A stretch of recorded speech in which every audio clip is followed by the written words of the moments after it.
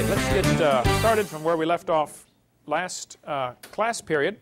We were talking about the canopy of water above the atmosphere. This is known as the canopy theory. Now, the canopy, whatever was up there, is now gone.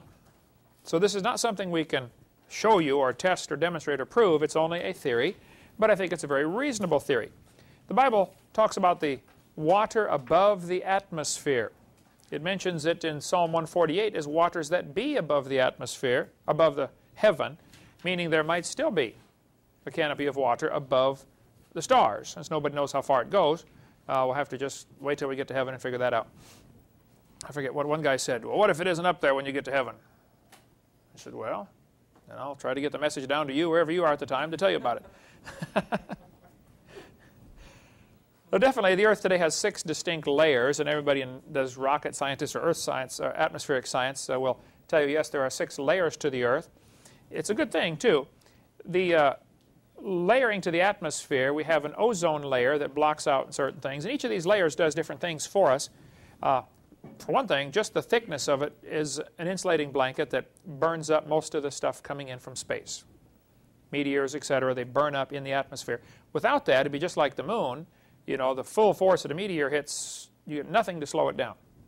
They say about 5 meteorites hit the Earth every day that are as big as maybe a softball. Since the Earth is 70% water, of course 70% of them land in the water. Occasionally people get hit by them. It has happened. Buildings get hit by them more frequently. But this canopy that's, I think, alluded to in the Bible, and we'll give you the evidence for and against the canopy theory tonight.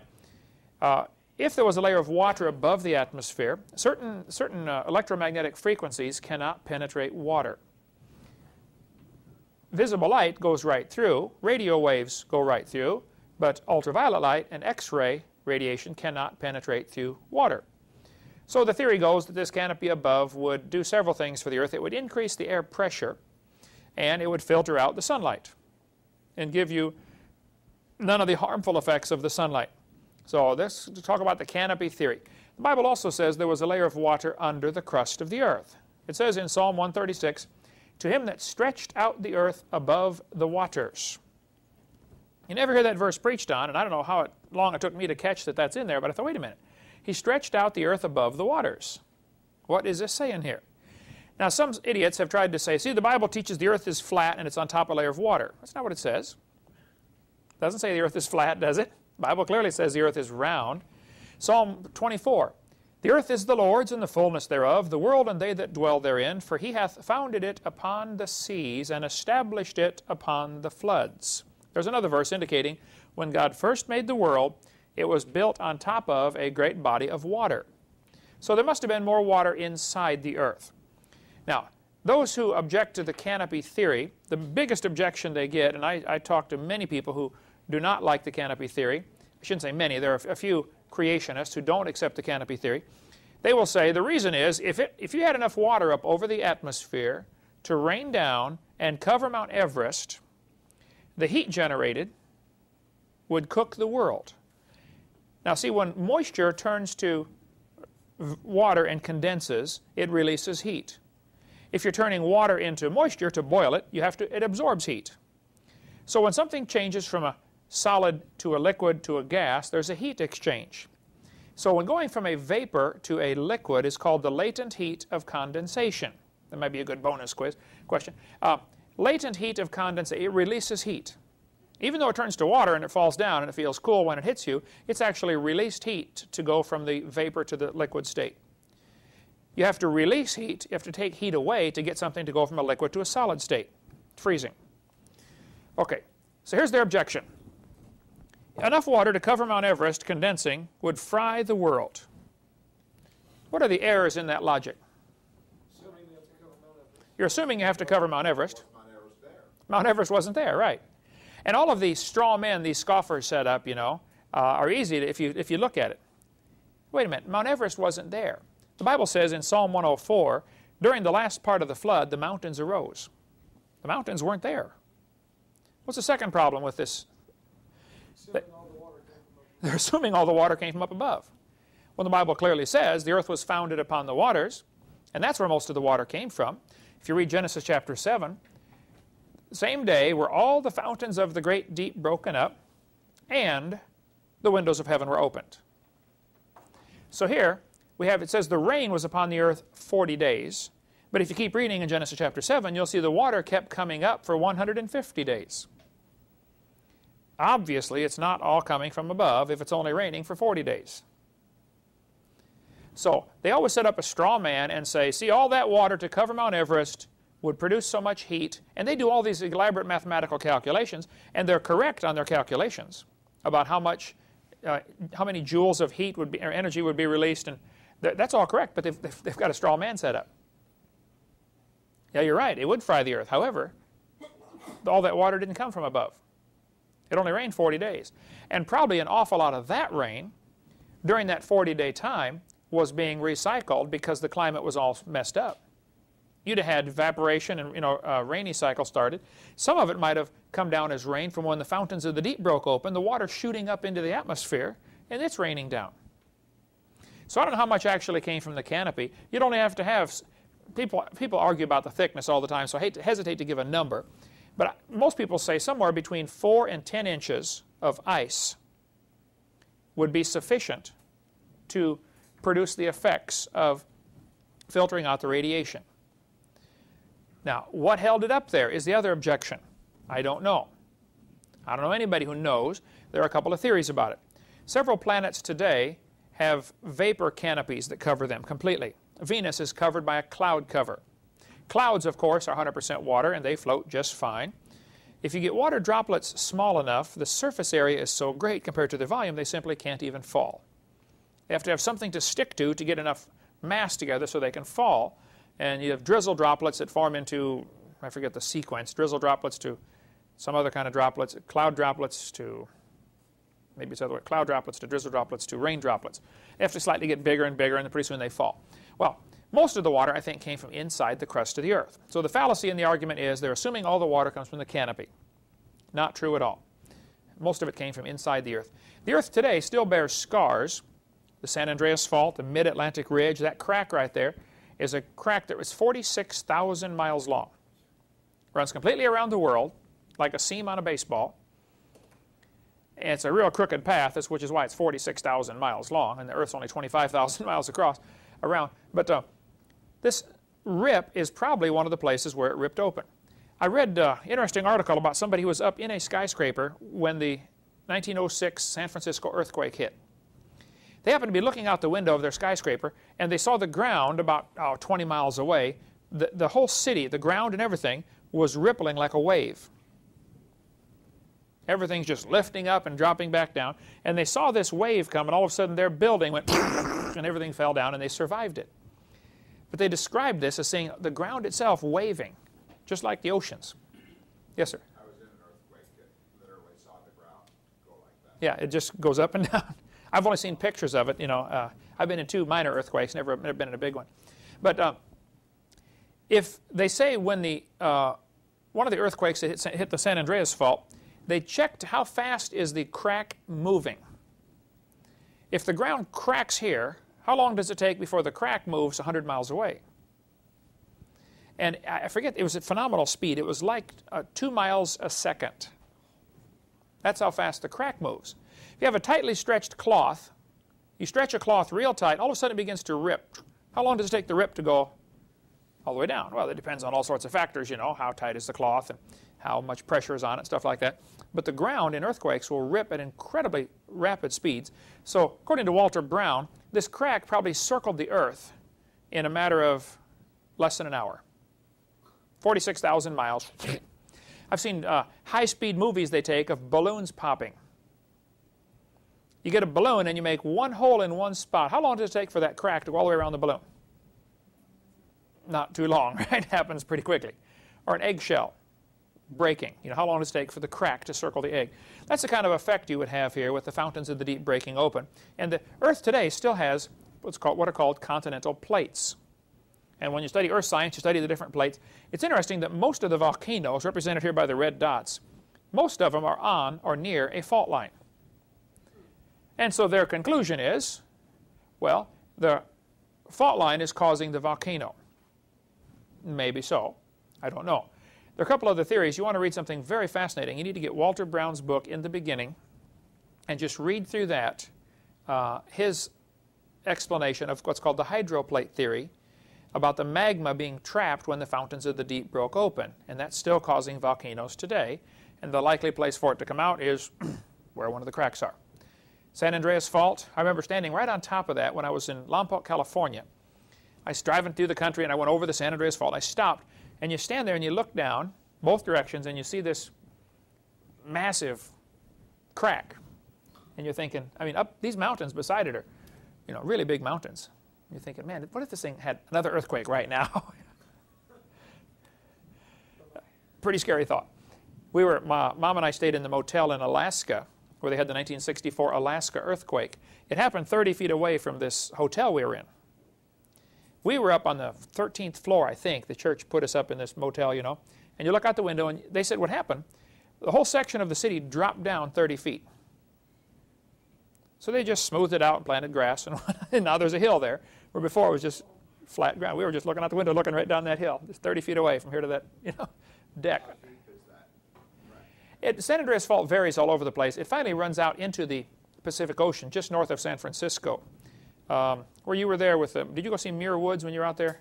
Petaluma, just north of. We were there in just a few weeks ago, right? Yeah.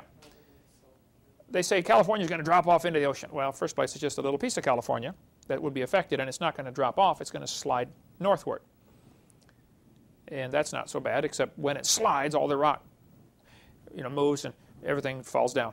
The crack is probably, who knows how deep it is, apparently down to where it changes into liquid, maybe 20 miles, 30 miles. So why don't they, instead of drilling, why don't they do experiments there?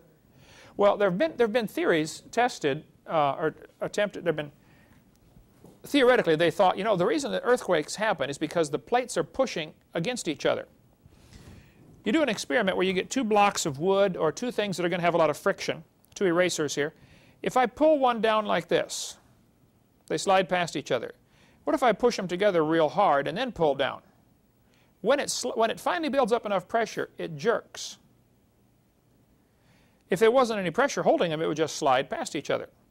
But the sliding will cause it to jerk if there's more pressure between it. So what you have here is two massive blocks of earth sliding, and as they build up pressure, and all of a sudden it jerks. It may only move a foot, but the energy released, you know, knocks down buildings for 50 miles. And sometimes they move side to side this way. Other times one drops down. If one drops down, it'll make a big cliff called an escarpment. They have those all over the world where obviously it had an earthquake and a section, you know, dropped down. There are several different types of fault lines. I used to know them when I taught earth science. It doesn't matter. You won't need it for the quiz. Okay. Excuse me, Sam, Yes, sir. on that slide you just had there, what are we looking at as far as, are we looking at from an aircraft of many miles away, or are we looking at where, how wide is this craft? That varies greatly. I would say the total width of this picture at the foreground here where you're looking is probably 2 miles. It's taken from a high altitude plane. The mountain ranges, you know, you're driving across relatively flat terrain and all of a sudden you see this mountains where it's been built up from probably from the abrasion of the rubbing. What's running down the center of it? Just some kind of... It's all fills in. As soon as it cracks and slides, you know, the next rainstorm fills it in with dirt and you can't even tell it's there. It's not like it's an open crack you can look down into the earth. It's closed tight. They build highways over it, and when an earthquake happens, you can see a lot of places where the earth has moved and they had to, you know, rebuild the highway because it moved over 5 feet. Or fences will be off by, you know, 6 or 8 feet. So you just kind of like got a valley running down through the center of the... Yeah. You drive up in the mountains, drive down the valley and up the other mountains and out the other side. And if you didn't know what you were looking at, you would think you just drove over some hills. And in some areas, the San Andreas Fault's hardly noticeable. It's not like this all the way along, but an awful lot of it is. Pretty noticeable crack in the ground. Okay, the greenhouse effect is what happens when you have something that lets light in, and the energy is absorbed by the ground, and then it's re-emitted, and it comes off as a different kind of energy wave, and so it's trapped. It can only penetrate through the glass one way. A layer of carbon dioxide above the Earth would make what's called the greenhouse effect. A layer of water above the Earth will do the same thing. Environmentalists are all nervous about, us burning all the fossil fuels and producing greenhouse gases, which is true. If all the cars in the world running today and all the factories burning all these fossil fuels are producing greenhouse gases that go up and they hover in the atmosphere. What they don't tell you, the people who are nervous about, save the environment kind of stuff, the plants absorb this kind of stuff. In many countries, they don't have pollution control on their cars at all. They plant certain kinds of trees along the highway. It absorbs all the pollution. Norwegian maples are great at absorbing pollution. They thrive on it. So the more pollution you get, the faster the trees grow and they absorb it faster. So, but of course the American solution is, make you pay $2,000 extra for your car so it can't run as good and you can't work on it anymore. And you open the hood and you don't know what's under there. You don't recognize a thing. That's the way. I remember in the days when you could open the hood and you knew what you're looking at. We used to work on cars all the time. But today you got to have a computer to tell you which part of the computer's going bad. Okay. If the Earth had a canopy of water overhead, some of the scoffers or skeptics about the greenhouse or canopy theory will say it'll cause what's called a runaway greenhouse effect. The heat just keeps getting hotter and hotter and hotter. This room has lots of windows in it in our gazebo. Before we had the air conditioner put in, you would get the runaway greenhouse effect in here. It could be 100 outside and be 140 in here because it just gets hotter and hotter and the heat can't escape. It has to do with the long wave, I believe it's long wave radiation. I'll get it backwards, I know, and somebody will write me about this. Heidi, you handle the call. Because I didn't look this up before the class, but I know where to look it up. Education is knowing where to look. It's not knowing everything. It's knowing where to find everything. It's either shortwave radiation comes through the glass and heats up the room, and then the long wave radiation is emitted from that and can't penetrate back through. Is that the way it is? Shortwave will go through water. Long wave will not. So that's what's called the greenhouse effect. Okay. Hope you're right, because I'll get calls on this one if you're not. I could look it up. Karl Baugh, and I get blasted by creationists for even mentioning Karl Baugh, but he's a great godly man. You haven't met him yet, have you, Eric? Next time you drive across Texas, stop and see Karl Baugh, because there's nothing to see driving across Texas. But he was pastoring a very successful church in St. Louis area, and he moved to Texas and bought some of the property where the footprints are found with dinosaur and human footprints together, and has a museum there. And he gets, he has his share of skeptics, like anybody trying to do something for the Lord. You get people who want to fight against you for some reason. But he's a very nice guy. He's a godly man, loves the Lord. And my philosophy is, if you disagree with somebody about something, call them and talk to them first. Okay, if you can. So I've talked to Karl Baugh many times, been to his museum, and seen it in the middle of Glen Rose, Texas. But he's got an interesting book out called Panorama of Creation. Now, when I talked to Walter Brown, who's also a creation scientist, he said, I know Dr. Baugh very well. We've talked about this in great detail. And what he has here is some interesting speculation, but no hard evidence. Well, I understand that, and that's why we call it the canopy theory. Okay, I can't prove it to you, but it answers some basic questions. Scientists, by the way, I was recommending here that you do get Karl Baugh's book and read it if you're interested. It's about $10. Panorama of Creation. He thinks the canopy of water overhead before the flood would cause several interesting factors. It would be photoamplifier, which means they could see the stars better than we can. For one thing, if you ever look at, you ever been driving on the highway when it's real hot and you see the little lines coming off the highway? That's the hot air is distorting the light coming to you. Well, the air is 200 miles thick over our heads right now, and just looking at a star, the star twinkles because the air is bending the light coming from the star. That is known as atmospheric twinkle. It actually bends the light about 0.046 arc seconds, which, you have a degree and then 60 minutes in a degree and 60 seconds in a minute. So 0.046 arc seconds is not much, and who cares? Anyway, the light gets bent coming from the stars and causes the star to twinkle. If you compressed the air down to, say, 10 miles, 10 miles is still a lot. I mean, I get up in airplanes every week, and we never get over, 4 miles high or 5, maybe 6 miles high. 10 miles is way up there.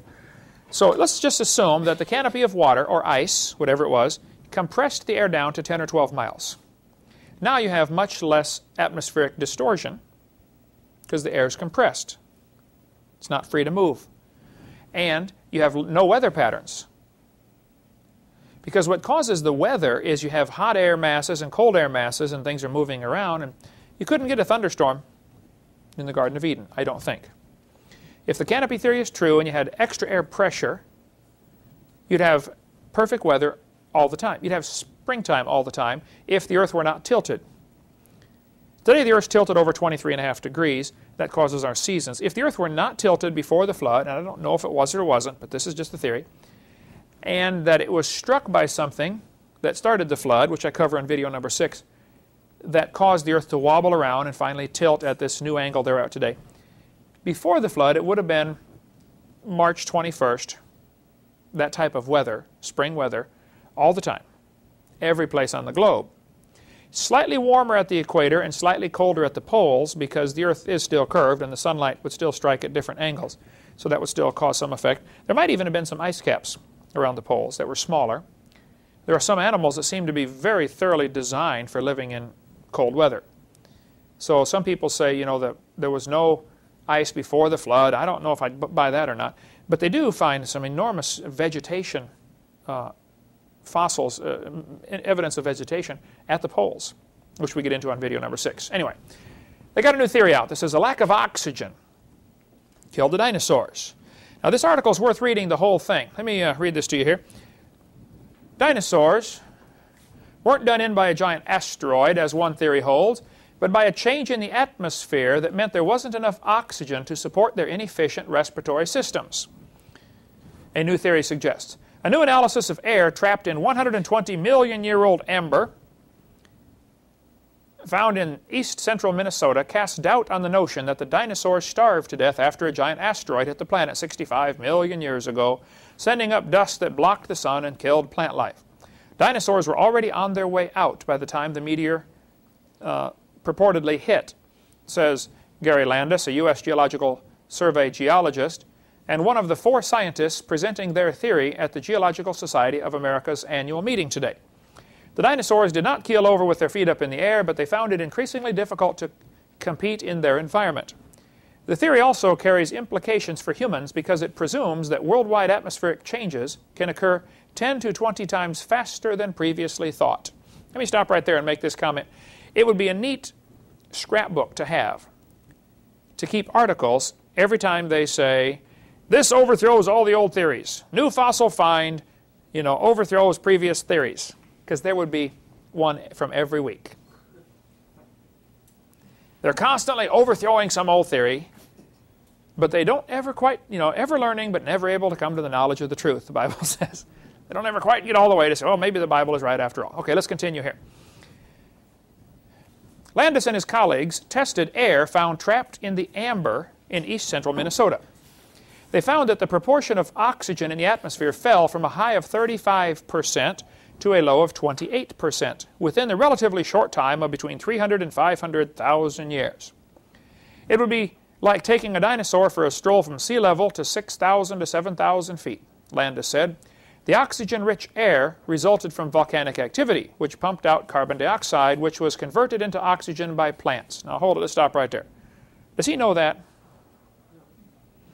I encourage kids, when I go to public schools and speak, I'll read through part of their textbook and I'll say, no, wait a minute, is this what the author knows or is this what he thinks? You can see where they freely mix their science and their religion all the time. A lot of this is good scientific stuff, and then he mixes in his religious, well, this is what caused it. Now, wait a minute, you don't know that. Okay, let's keep going here. Oxygen-rich air resulted from volcanic activity. I don't think he knows that. Dinosaurs evolved during this time when oxygen was plentiful and had a weak respiratory system, according to the theory known as the Pele hypothesis. Pele is the Polynesian goddess of volcanoes. Now this paragraph is important. An 80-foot apatosaurus had nostrils the same size as a horse. Now how is an 80-foot animal going to get enough air through nostrils the same size as a horse? The two things confusing about dinosaurs are their nostrils are too small and their lungs are too small. Those would be two good quiz questions there, Heidi. Two things that indicate dinosaurs had a different environment to breathe in. Smaller lungs, smaller nostrils. An 80-foot dinosaur could not survive today because he simply couldn't get enough air. You ever had a real bad cold and you could barely breathe through your nose, and it's, you know how hard it is to try to get a breath, okay? That would be the problem for the dinosaurs. Their nostrils are too small. We do know dinosaurs lived. We do know they got to be huge from the bones we find. The question is, when did they live? I don't think it's even worth arguing about what they look like. What color were they? I don't care. Don't know. Let them, you know, let the toy makers make them any color they want. It doesn't matter. When they lived, that matters to me. Amber is petrified tree sap. There are several ways things can be preserved as fossils. One is preserved in amber. What are some other ways fossils can be made? Preserved in rock. Preserved in ice. Frozen in ice. Think of any other ways? Formaldehyde. Mummified. There have been things found mummified, just dried out. They you know, died in a dry climate, and so they dried out, turned to like leather, and survived just fine. A lot of fossils we find are petrified by the mineral soaking into the bone. Some are just a casting of the animal. Animal falls in the dirt, makes an impression in the dirt hardens, but he rots. But you have the impression left behind. That's called an impression fossil. And who cares? Anyway, the insects trapped in amber, according to the article here, have 35% oxygen. Now the air we're breathing right now is about 21% oxygen. This has been tested many times. You can take a candle burning on a little container with water around it, like get a big bowl, put a candle in there, and let the candle burn, and then put a glass over it. But don't have your glass quite touch the bottom of the bowl. Leave it up just a little. As the candle burns, it'll burn up all the oxygen, and it'll actually suck water up into the jar. How many have seen that before? And you measure how much oxygen's gone, you know, and you find out about 21% of the air we're breathing is oxygen. You can also do this with a mouse on top of a little block of wood inside there, and as he breathes up all the oxygen, slowly it comes up, and the mouse, pretty soon he keels over. Then you have to do mouth-to-mouse resuscitation. The air, apparently, from this evidence, we find the air before the flood was richer in oxygen. Now, if you combine these two possibilities, richer oxygen from pre-flood, of course, I believe the amber formed from the trees that were broken during the flood. When you break a tree, sap's going to ooze out, right? During the flood, you're going to get all kinds of broken trees. And you're going to get sap oozing out every place. Insects are going to come stick on the sap. Sometimes birds are found in petrified amber. Sometimes frogs are found. Insects are by far the most common. Interesting, all the insects they find are exactly like the insects alive today. And they will say, wow, isn't it amazing? They didn't evolve at all in 80 million years. They don't even stop to consider that maybe they're not 80 million years old. You know, they don't even stop to consider that. You know, they know the evolution theory is true. This debate I was in a few weeks ago, I forget who it was now, but I said, what you guys have is a theory that you're convinced is true, but all you need now is some evidence and a mechanism for how it'll work. You got the theory down, now you need some evidence and a mechanism. It's just so ridiculous that they believe that stuff. Doubling atmospheric pressure and increasing oxygen does some neat things to your bloodstream. Your blood has little red blood cells in there that carry oxygen. When it's oxygenated, it turns red and it goes through the lungs and picks up oxygen. And then the mechanism of how the body absorbs oxygen and releases oxygen is absolutely amazing. That would take billions of years to evolve, of course. And before it evolved, nobody lived. They all died while they were trying to evolve this complex oxygen transport system. But the oxygen, the red blood cells have a maximum carrying capacity. They can only hold so much. One of the problems with sickle cell anemia, which is a disease that only black people get, the red blood cell, instead of being shaped like a donut, it caves in so it looks like a sickle, like a part of a moon, a crescent moon. Now you have much less surface area, so it holds less oxygen. So a person with sickle cell is very likely to have a very difficult time breathing, or at least carrying oxygen to the body.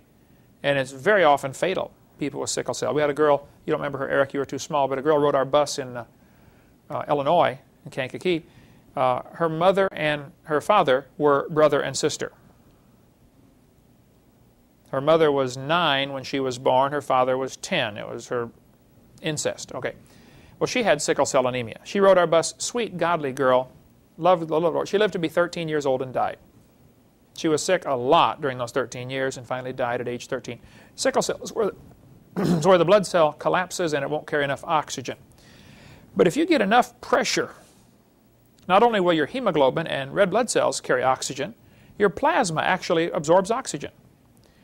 Now, plasma is the juice that your blood is, the liquid part of the blood, not the solid part like the platelets and the red blood cells and white blood cells.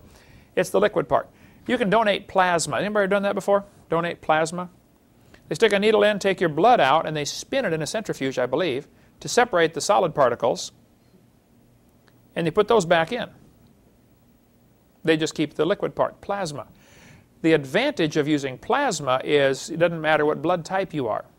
If a soldier is shot on the battlefield, you don't know what blood type he is, well, give him plasma. That'll certainly help. You have about 1 pint of blood for every 15 pounds of body weight. So a 150-pound person has 10 pints of blood, a little over a gallon. Gallon and a quart. So if a guy's been shot and he's already lost, 4 pints of blood, he's only got 10. It starts to get pretty serious pretty soon. Anyway, under double atmospheric pressure, plasma gets oxygen saturated. So I say in the seminar, before the flood came, if you had double the air pressure and increased oxygen, you could run for hundreds of miles without getting tired. As your body gets depleted in oxygen, you begin to cramp up, especially if you can't carry away the lactic acid from the muscles. That's what causes cramps. And who cares? It's not biology class. But anyway, Jessica McClure, and there's still a controversy today about how she ended up down in that well. She was 18 months old. There were 2 neighbor kids, I believe neighbor kids, that were 5 and 6 years old playing over there. Some people think, they shoved her down the well. Because how do you get an 18-month-old kid down in an 8-inch pipe? Nobody knows. However she ended up down there, she was stuck in this pipe. Maybe, how many saw the movie about Jessica, baby Jessica stuck in the well? They've played it on TV a couple of times. The problem is her left leg was down in the pipe, and she did the splits and was down in the pipe 20 feet down. This is an old abandoned well. I don't know how deep the pipe was altogether, but it was just amazing the way they rescued her. Had to dig a tunnel beside it and chisel over, but the rock is just real hard rock in that region. And so they finally got her out of the well. Well, she'd been down there nearly 2.5 days, 58.5 hours in this well. Lots of her body was black from lack of circulation. You can see on the picture here the black spots where blood wasn't circulating. This does the same thing as frostbite or fire. Freezing or burning has the same effect on your skin. It destroys it and it dies. Lack of oxygen will do the same thing. If you ever sleep on your arm wrong or something and you wake up and it tingles real bad, ever done that? Or sit on your foot for a long time and just tingling, you've cut off the blood supply and the lack of oxygen to the tissue there. Well, Jessica, after being in the well for 2.5 days, they said, we're going to have to cut her leg off. One doctor said, well, hey, before we cut her leg off, let's put her in a hyperbaric chamber for a while. These were invented, I believe, just for scuba divers that come up too fast. If you're down under water, everything's pressurized, including the air in your lungs is pressurized. And the air in your blood gets pressurized. So after you're down underwater swimming around, your body gets used to this pressure, and you feel just great. But if you come up real fast, those little tiny air bubbles in your blood grow because the pressure's let off. If you put a balloon in a pressurized chamber, the balloon will shrink down. When you relieve the pressure, the balloon will come back up. It responds to the pressure. What's happening in your blood, these little tiny air bubbles are going around, no problem, everything's fine. But blood vessels come along and they split and branch off like tree branches. Every time they split, they get smaller. Eventually, you get out to the capillaries, which are extremely tiny, and there's zillions of those all over your body. Well, you have an air bubble that normally flows right through your capillaries and everything, but now it's 4 times normal size. It's going to come along and plug up the hole because it can't fit through the hole. Well, wherever that blood was going is now not getting any blood. And so what ends up happening when a person gets what's called the bends, they get so many of these thousands of little air bubbles all over in their body, it's plugging up capillaries or arteries every place, and it shuts down their circulation. The heart's still pumping, but you shut the valves off. It can't go anywhere. And so you got two solutions. Get them cold. In the old days, they would take scuba divers that come up too fast and got this disease. They call it the bends. They would put them in ice, put them in a bathtub full of ice. What happens to air when it gets cold? Shrinks. A little more humane solution is put them in a chamber and pressurize it. Now you have to be careful, because when you change pressure on the body, things get hurt. Your eardrums, a little piece of skin with air on both sides of it. You build up pressure on the outside, it's going to pop in. You build up pressure on the inside, it's going to pop out. Now to equalize the pressure, anybody know what the little names of the little tubes are that help equalize the pressure in your ears? Eustachian tubes. Little tiny tube, you won't need that for the quiz, but they go from the inside of your eardrum to the inside of your nasal cavities. So if you're going up and down the mountains, you know, and you're getting, ears are hurting, you hold your nose and blow. By doing that, it blows air through these eustachian tubes and equalizes the pressure. Little rabbit trail, I like to chase rabbits. When babies are born, the slope of the eustachian tube is different, because their nose is a different height than their ears. As you grow, these change position a little bit. So in babies, the eustachian tubes are pointed down just a little. So any infection gets in there, runs out to the ears. As an adult, it's going to change position, and it's going to run into your nasal cavities, and you swallow it, and you never notice it. So the solution, if the eardrums, or if the eustachian tube is packed from this fluid behind the ears, the kids are going to get ear infections. Any pressure changes, the eardrum stretches, and the kid screams, ah, because it's hurting. Your eardrum is stretching. Many years ago, teachers would box. They'd say, I'm going to box your ears. Come up behind some kid and bam, slap the side of his head. Now what's going to happen? You got a column of air right here that you are now compressing suddenly. It's going to split the eardrum going in, right? Thomas Edison had his ears boxed as a kid and was nearly deaf the rest of his life, which is why a lot of his inventions had to do with hearing type things to help people hear better, because somebody boxed his ears. Okay, we'll get into more Jessica in just a moment. Let's take about a 3 or 4 minute break. All right, let's talk more about these hyperbaric chambers. This one holds one person. They slide the person in. It's all glass so the person doesn't get too claustrophobic. But these were used, maybe even developed for people who got the disease called the bends. That's from coming up too fast, relieving the pressure, air bubbles build up, shuts off blood supply, and you die from lack of circulation to the various tissues. Baby Jessica was put into a hyperbaric chamber, pressurized to 2.18 atmospheres. Now in America, we measure our tire pressure in so many pounds per square inch. In most of the rest of the world, they measure it in atmospheres. If you go check your tire pressure at the gas station in Germany, they'll stick the gauge on and say, you got 2 atmospheres. Well, what is that? Okay, 1 atmosphere is 14.7 pounds. That's at sea level. Because there's enough air above us right now that we're living at the bottom of an ocean of air. If you get up to the top of the ocean of air, you'll be gasping for breath. You won't be able to breathe up there. And if you leave, you'll really be gasping for breath. The pressure of this column of air, 200 miles thick over us, is about 14.5 pounds, 14.7 pounds per square inch. That's an enormous amount of pressure. If you figure how many square inches of body you have, that's an awful lot of pressure. If you take a can and you remove all the air from inside, it'll cave in just because of the air pressure. You do these experiments where you can, drop a piece of burning cloth or burning paper inside a can and put the lid on. As it burns, it creates a vacuum, slight vacuum, removes 20% of the oxygen, sides cave in. Did that stuff for science class all the time. Okay, they put Jessica in one of these chambers and filled it up full of pure oxygen to 2.18 atmospheres. Within a few hours of forcing oxygen into her system, her leg turned pink. Most of her skin was saved. What would have been a very serious illness or a very serious problem from all the lack of oxygen turned out to be fine. The largest chamber in America that I've been able to find is in Pensacola, Florida, University Parkway. In an emergency, they can hold 30 people at a time.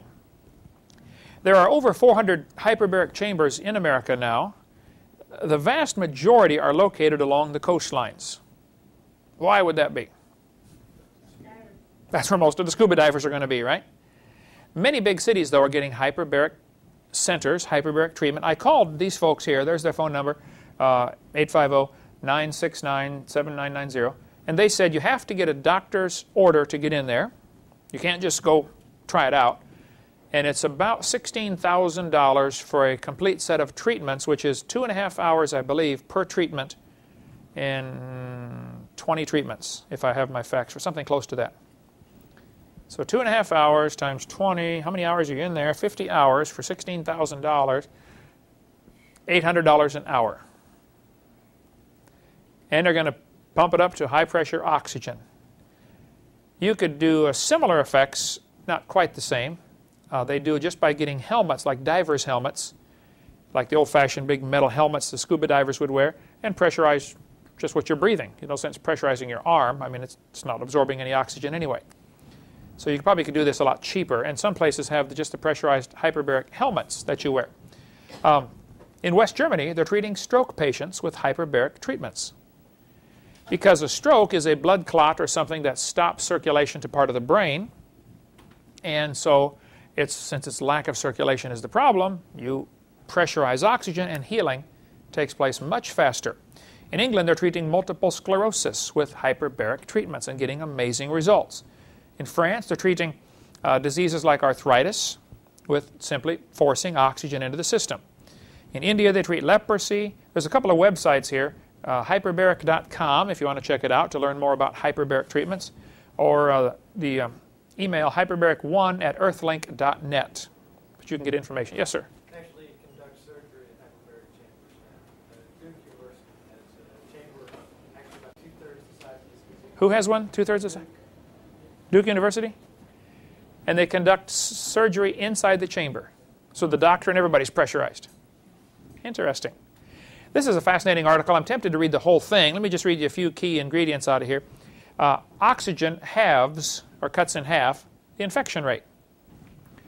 They said right here, the air is about 21% oxygen, but patients routinely get 30% oxygen during and after surgery because lungs don't work well under anesthesia. The study tested whether a richer mixture would improve the outcome.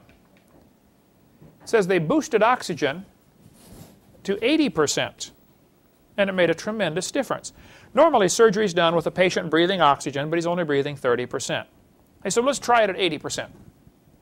Everybody was worried the lungs would collapse, but they found absolutely no problems in the study. It tells about it here, just released a few months ago. This says in this circle here, there was also an unexpected benefit. Patients who got extra oxygen were half as likely to be nauseated after surgery. Interesting. And it's just fascinating to read the whole thing about, I would recommend when you get the videotape, just hit pause right there and read that article because it's really interesting. This is a small chamber that only holds one person. A lot of professional teams have their own hyperbaric chamber. Dallas Cowboys have one. New York Jets. Now, why does a football team need a hyperbaric chamber? Promotes healing. Exactly correct. And they've discovered, sure enough, their injured players will heal twice as fast.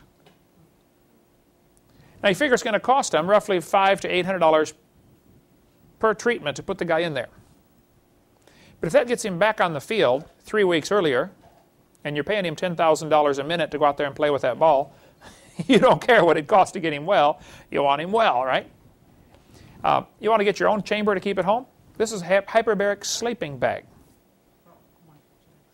Michael Jackson has, Michelle Jackson has one of these. Says it's going to make him live forever. You can't quite get up to double atmospheric pressure, but you do get much higher oxygen. How do you get oxygen in it? Well, it's got a little oxygen cylinder. It pumps it in. How do you get the pure oxygen? You can go to welding supply shops and get a bottle of oxygen. I got one in our bedroom. Remember, we had one for Mom. We just took the hose while she was, healing from this tailbone injury. We would just, sleep with oxygen just barely flowing, just to increase the oxygen in the room. It wasn't pressurized. Didn't see any dramatic results, but adding oxygen to the system helps. There's a clinic in Dallas. It's in my seminar notebook. If you get the seminar notebook, the section in there about cancer called oxidative therapy. One of the things they use to help treat people with of all sorts of diseases is add hydrogen peroxide to their water and drink it. Hydrogen peroxide is H2O2. Water is H2O, so hydrogen peroxide is an extra oxygen is all it is. And when it breaks down, it turns into oxygen and water. You drink it? I've drank it many times, not pure. I'll take a glass of water, and now if you get, Walmart hydrogen peroxide, it's only 3%. 97% of what you buy is, you're buying a bottle of water, 3% is hydrogen peroxide. At some drugstores, you can still get 30% hydrogen peroxide. That's the strongest I've heard of, available, over the counter. But some of the drugstores, in the old days, they would sell hydrogen peroxide, 30%, and people would, just rub it on their head and bleach their hair out. If you gargle with hydrogen peroxide straight out of the bottle from Walmart, it's only 3%. It kills. You feel your mouth foaming up. All the germs and stuff are being killed. What's the toothpaste that it's got hydrogen peroxide is a big thing now to add into toothpaste because it kills germs. And germs are a living organism. Germs get on your teeth from the food you ate, and they're attacking the food, trying to break it down. They're doing their job. The problem is a germ is a living, breathing organism. Eats, sleeps, reproduces, and goes potty. But guess where he goes potty at? In your mouth. That's where he's living. And so that's the primary cause of bad breath is bacteria doo-doo. Good motivation to brush your teeth when you're done eating, right? You got a few bacteria in there, don't you? Yeah. There's a website that sells all sorts of things, but topicsgallery.com, T-O-P-I-X, if you want to read more on hyperbaric chambers. Just listen to this one testimony. This person says, I have never felt healthier or more rejuvenated than I did stepping out of this chamber for the first time. My skin was tingling. My nerves were calm for once, and I had a clarity of mind unfettered by stress and worry. We may not have found the proverbial fountain of youth here, but this is as close as it gets. By increasing the uptake of oxygen in the body, the hyperox chamber has been clinically designed to help the body function better. There's a lady who goes to Calvary Baptist Church here in Pensacola over on by the fairgrounds. What's the name of that road? Pine Forest Road. Okay. She, little short lady, she was in some kind of bad accident, and they said she's going to die anyway. Let's put her in a hyperbaric chamber. And you're not supposed to be in for more than a couple hours. They put her in there and left her in for 56.5 hours. And she says that is probably the world's record for anybody being under hyperbaric treatments. High pressure oxygen, 56.5 hours. I believe she said she was in there 58 hours or something. I don't know. Maybe I'm getting Jessica confused because it's real close to the same. But she's fine today. Is she blind? No, not blind. They worried about extra oxygen causing blindness. She says, I have absolutely no side effects. Why would oxygen... I'm not sure how the oxygen makes blindness. You know how that... I don't remember all the ins and outs. My late wife, they used the hyperbaric for her problems, and that was one of the concerns. One of the concerns was blind. I think it's capillaries in the eyes itself. It's actually, I guess, a contraction or something. Mm-hmm. I don't know what the deal was, but there was... That's one of the things with diabetes too. The circulation, they lose extremities, toes, fingers, legs, and eyes also often go with diabetes. But these chambers, you get in and pump it up. Of course, you probably have to have somebody else put you in and out, of the chamber. They now have a new model with slightly larger window, so people wouldn't get quite so claustrophobic. But it's about $3,500 if you want to get one. Carl Baugh is the only source I have for this information. And some people say, where's the evidence? I want to see the evidence. I don't know that I can prove this. I'll just say, call Carl Baugh. I've seen in his office when I was there pictures, and I don't have a picture. All I have is a drawing. But there is a picture from a magazine in Japan of experiments done by Dr. Kei Mori at Keio University. And this is all right on the newspaper article there that he's got hanging on the wall. I photographed it. Didn't come out very good. Hardly visible on the photograph that I took with the $10 camera I bought for the occasion. But I'll try to get a better picture. The story says that Dr. Mori was, of course, in Japan, property is extremely expensive. A little bitty apartment may cost you $2,000 a month, So he lived in a basement apartment. No windows. But the Japanese like to raise plants, you know, little bonsai plants and all this kind of stuff. So he started raising a tomato plant in his basement, but had no windows. Since he worked at the university, he got a piece of fiber optic cable from the physics department. And he ran the fiber optic cable from the roof down through the wall to light his plant. How many have seen those? Mom has one on the piano, doesn't she, where the lights turn under it and the little fiber optic, looks like a little tree, the light comes out the end of the fiber optic cables. He was lighting his plant with fiber optic cable. The plant began growing faster than normal and producing more fruit than normal. So he thought, wow, why is this happening here? He theorized that possibly the fiber optic cable only allows in light, it won't allow in ultraviolet light. It's blocking it like sunglasses block UV light. And so he moved this plant to his university and put a plastic shield over it, which would do the effect of blocking out UV light, like sunglasses, okay? A UV blocker. He also knew that plants breathe carbon dioxide, and so he built a little sock around the stem of the plant that he could pressurize with carbon dioxide. Kind of like pumping up a little tire around just the stem of the plant, not the leaves, okay? If he could have done the leaves, it would have been much better, we assume. He pressurized CO2 to the stem of the plant. After 2 years, and again, according to Dr. Baugh and according to the article sitting on the wall of his place, which is from a newspaper, after 2 years, the plant was 16 feet tall and had produced 907 tomatoes. They moved it to a shopping center, built a bigger plastic shield over it, and again, they're only pressurizing carbon dioxide to the stem. To pressurize a room this size would be very difficult. You know, the windows are going to blow out, it's going to find a leak someplace, okay? You can't, there's really problems with getting large pressurized systems. One of the problems they have with spacecraft going up into a vacuum, you know, it's a big bubble up there ready to pop. The story goes that they still have these seeds for sale, and it's still a big deal in the town of Otama and Aki. They need to learn to get real names over there, you know, for you know, like Chicago, stuff like that. But these plants can still be purchased in these towns where they have extra large tomato plants that produce an extra amount of fruit. And so, according to the story, the plant kept growing, and the last time it was reported that I heard about, it was 40 feet tall and had produced 15,000 tomatoes during its lifetime. That wasn't per year, but during its lifetime it had produced 15,000 tomatoes. Now the tomatoes, it's a cherry tomato plant, but his were baseball size. I mentioned this in my seminar, and a guy came to see me from University of Terre Haute, Indiana. He said, Mr. Hovind, I believe that's where it was. He said, Mr. Hovind, I just finished getting my PhD in botany, raising plants. He said, what I did for my PhD dissertation is I studied soybean plants to see how many beans they produce if you increase the carbon dioxide. Normal air we're breathing is very little CO2, 0.06%. Not much. Well, plants have to live on this. That's all they get. And they don't have lungs, they can't breathe it in. They got to wait till it drifts by to absorb it. Well, if you pressurize CO2 and you increase the percentage, plants are going to grow like crazy. Now, the more plants grow, what do they put off? Oxygen.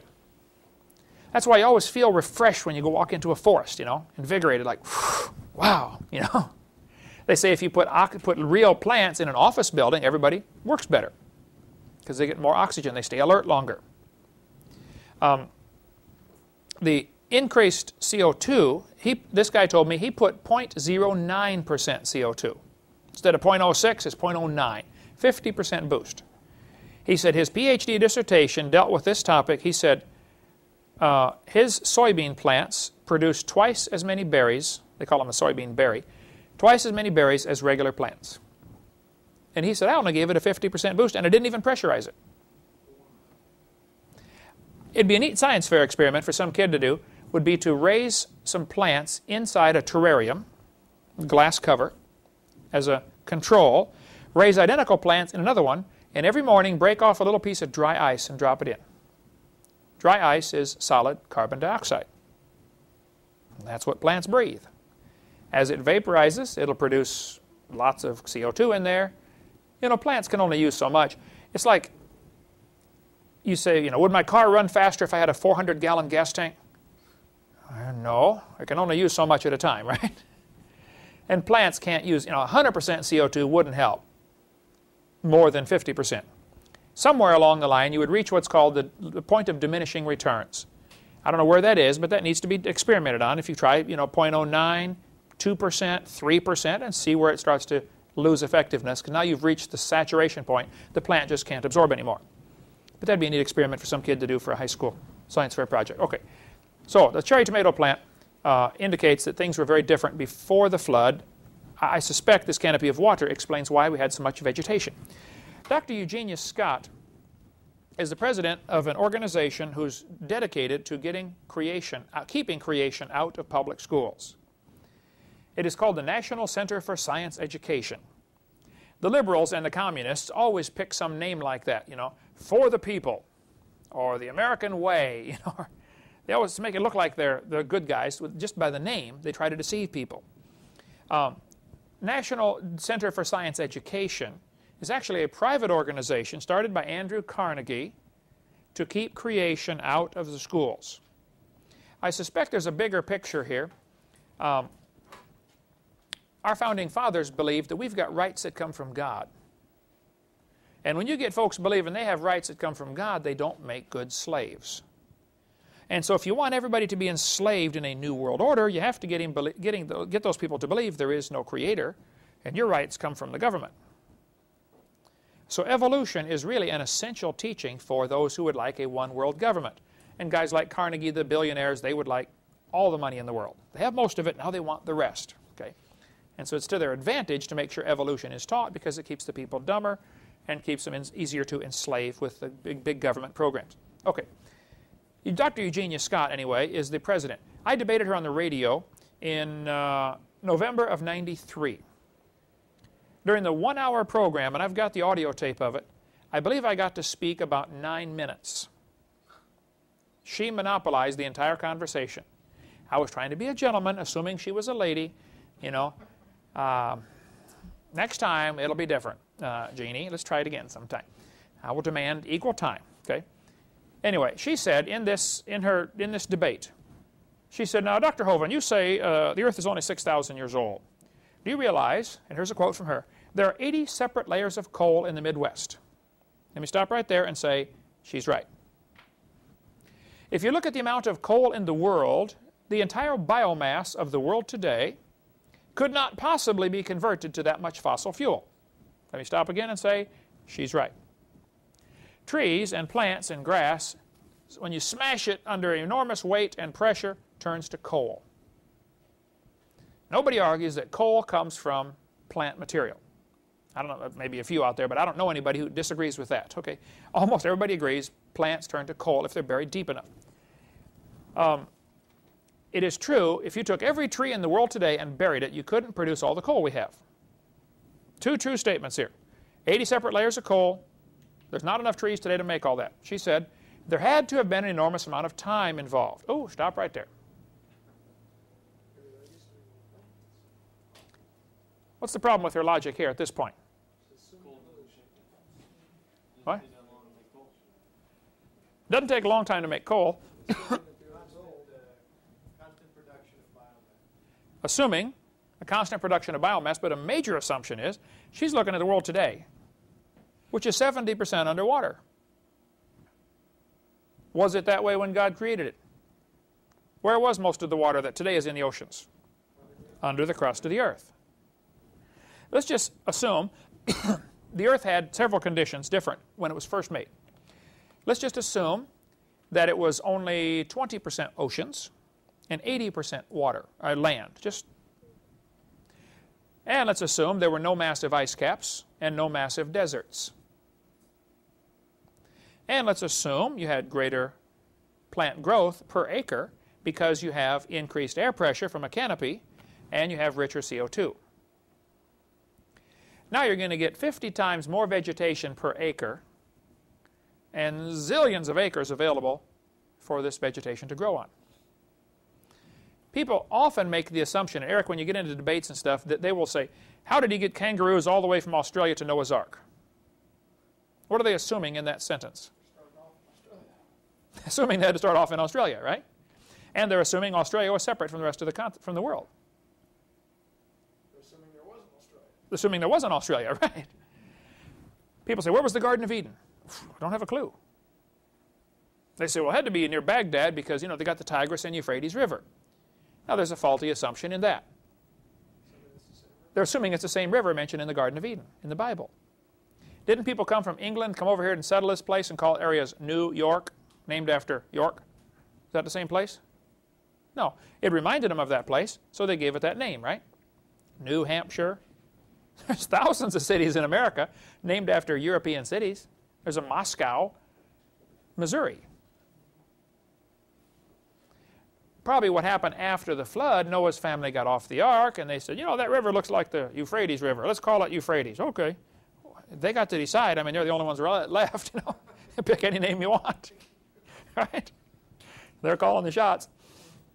And so people, they read the Bible and we got to be careful and we don't assume things because you make a mess out of the truth. So she's right. There's too much coal to be formed by the trees today, but she's wrong to say it would take an enormous amount of time.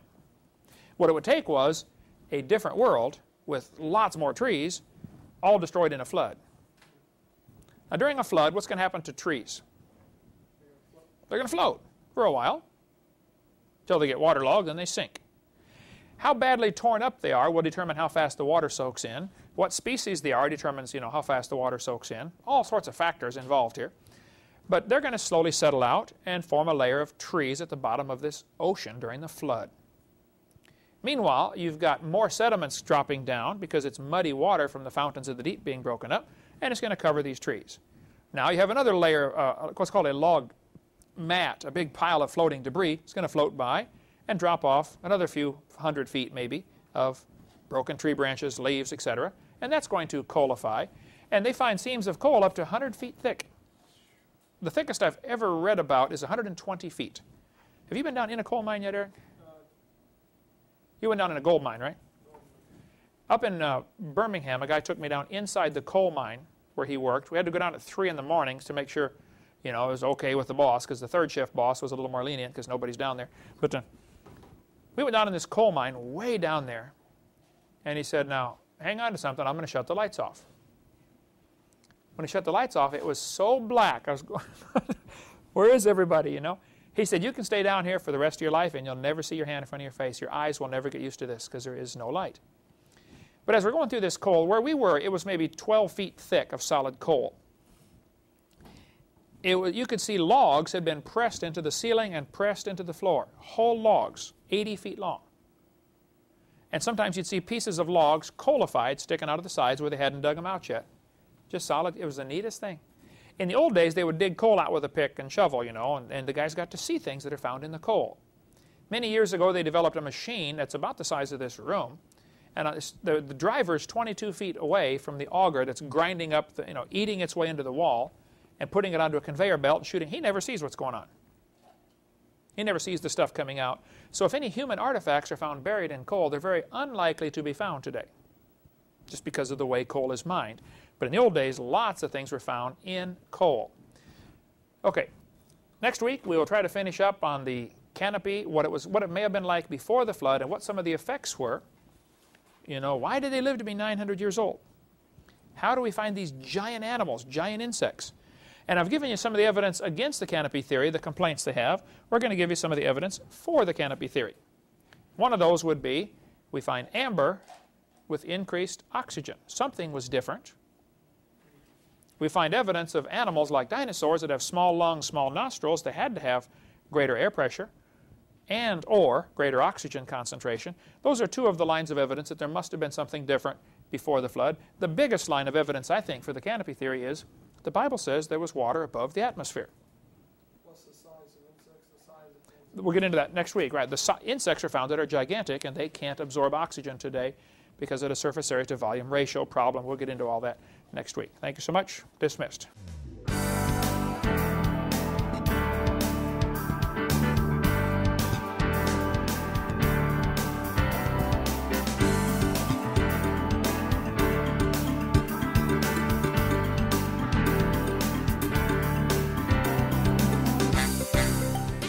Well, thank you for joining us. This will be the last class of Creation Science 101. We've only covered about 1 1/2 of my videotape series, which is 15 hours long. We've covered what I normally cover in 3 hours. It's taken us almost 15 hours, or will by the end of this class, to get that far. So hopefully there's been some more information added that will be helpful and useful to you. We left off last week talking about the canopy of water that was above the earth. The Bible teaches in Genesis 1, 6, and 7 that there was a layer of water above the atmosphere. This is called the canopy theory. We've been talking about that the last few hours in here, about the time before the flood when something was different. Probably only a small fraction of the flood water was found in the canopy. Probably most of it was found underneath the crust of the earth. Maybe only 6 or 10 inches of ice or water would be above the atmosphere. It wouldn't take much more than that to filter out UV light, for instance. These glasses have a UV filter on them, and you can't even see it. I mean, it's so thin. It doesn't take much to stop UV light. And so I don't know how thick the canopy was. It's just a theory. But we do know that water will block out certain things. For instance, the sun produces lots of things besides light. It produces gamma rays, X-rays, beta rays. All those ray boys come down here, and they're pretty hard on your carcass. They will actually destroy your body. It causes a lot of damage.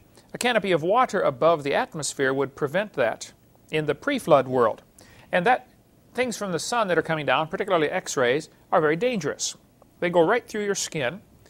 You go to the hospital to get an X-ray. Of course, they use a higher dose of X-ray than you get from the sun.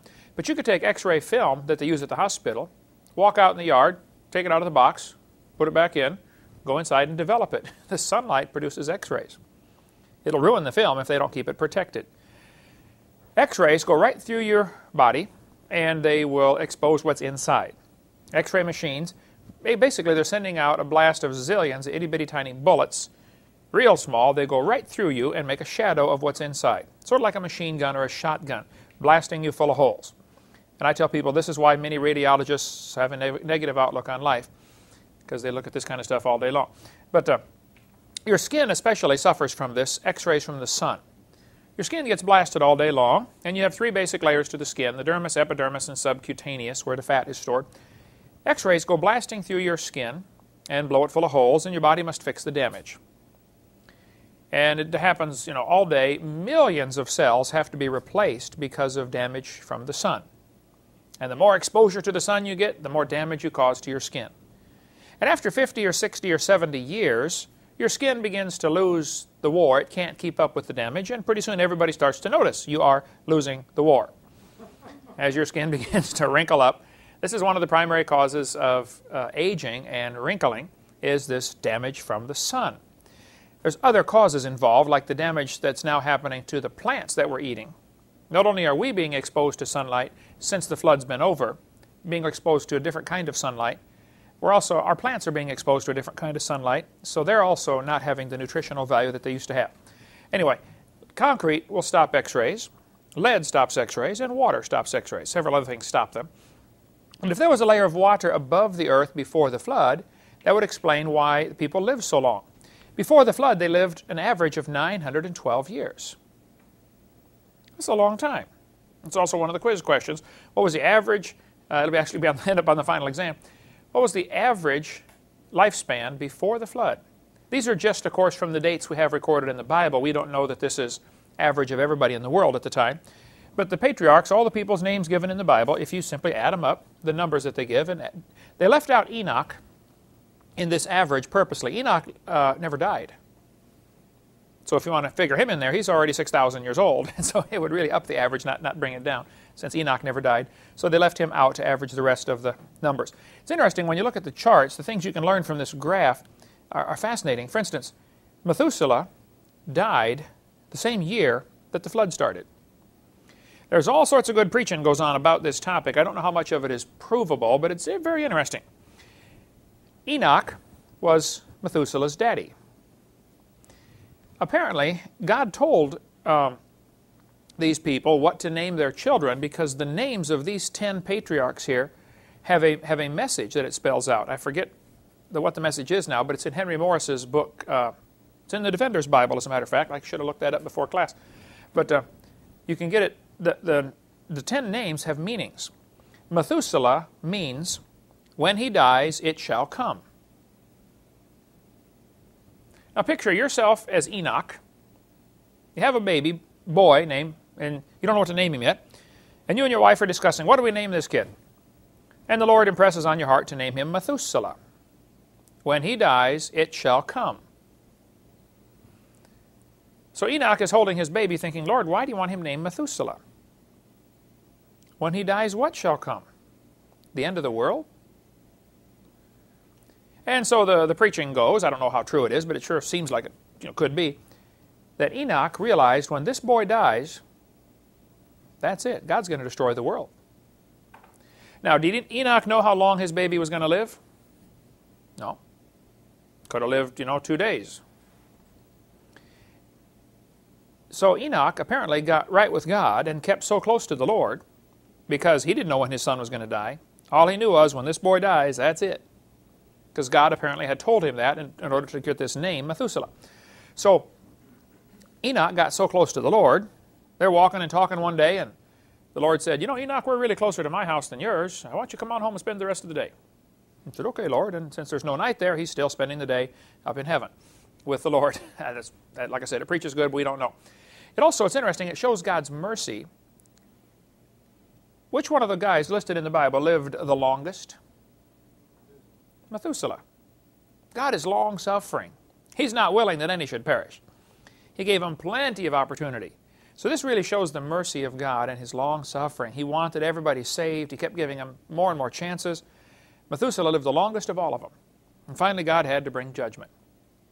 And I think America's in that situation. We're about to receive the judgment of God. We sure deserve it if anybody did. Now there are some people who go around teaching that the reason these numbers are so large before the flood. I just read an article in a book yesterday.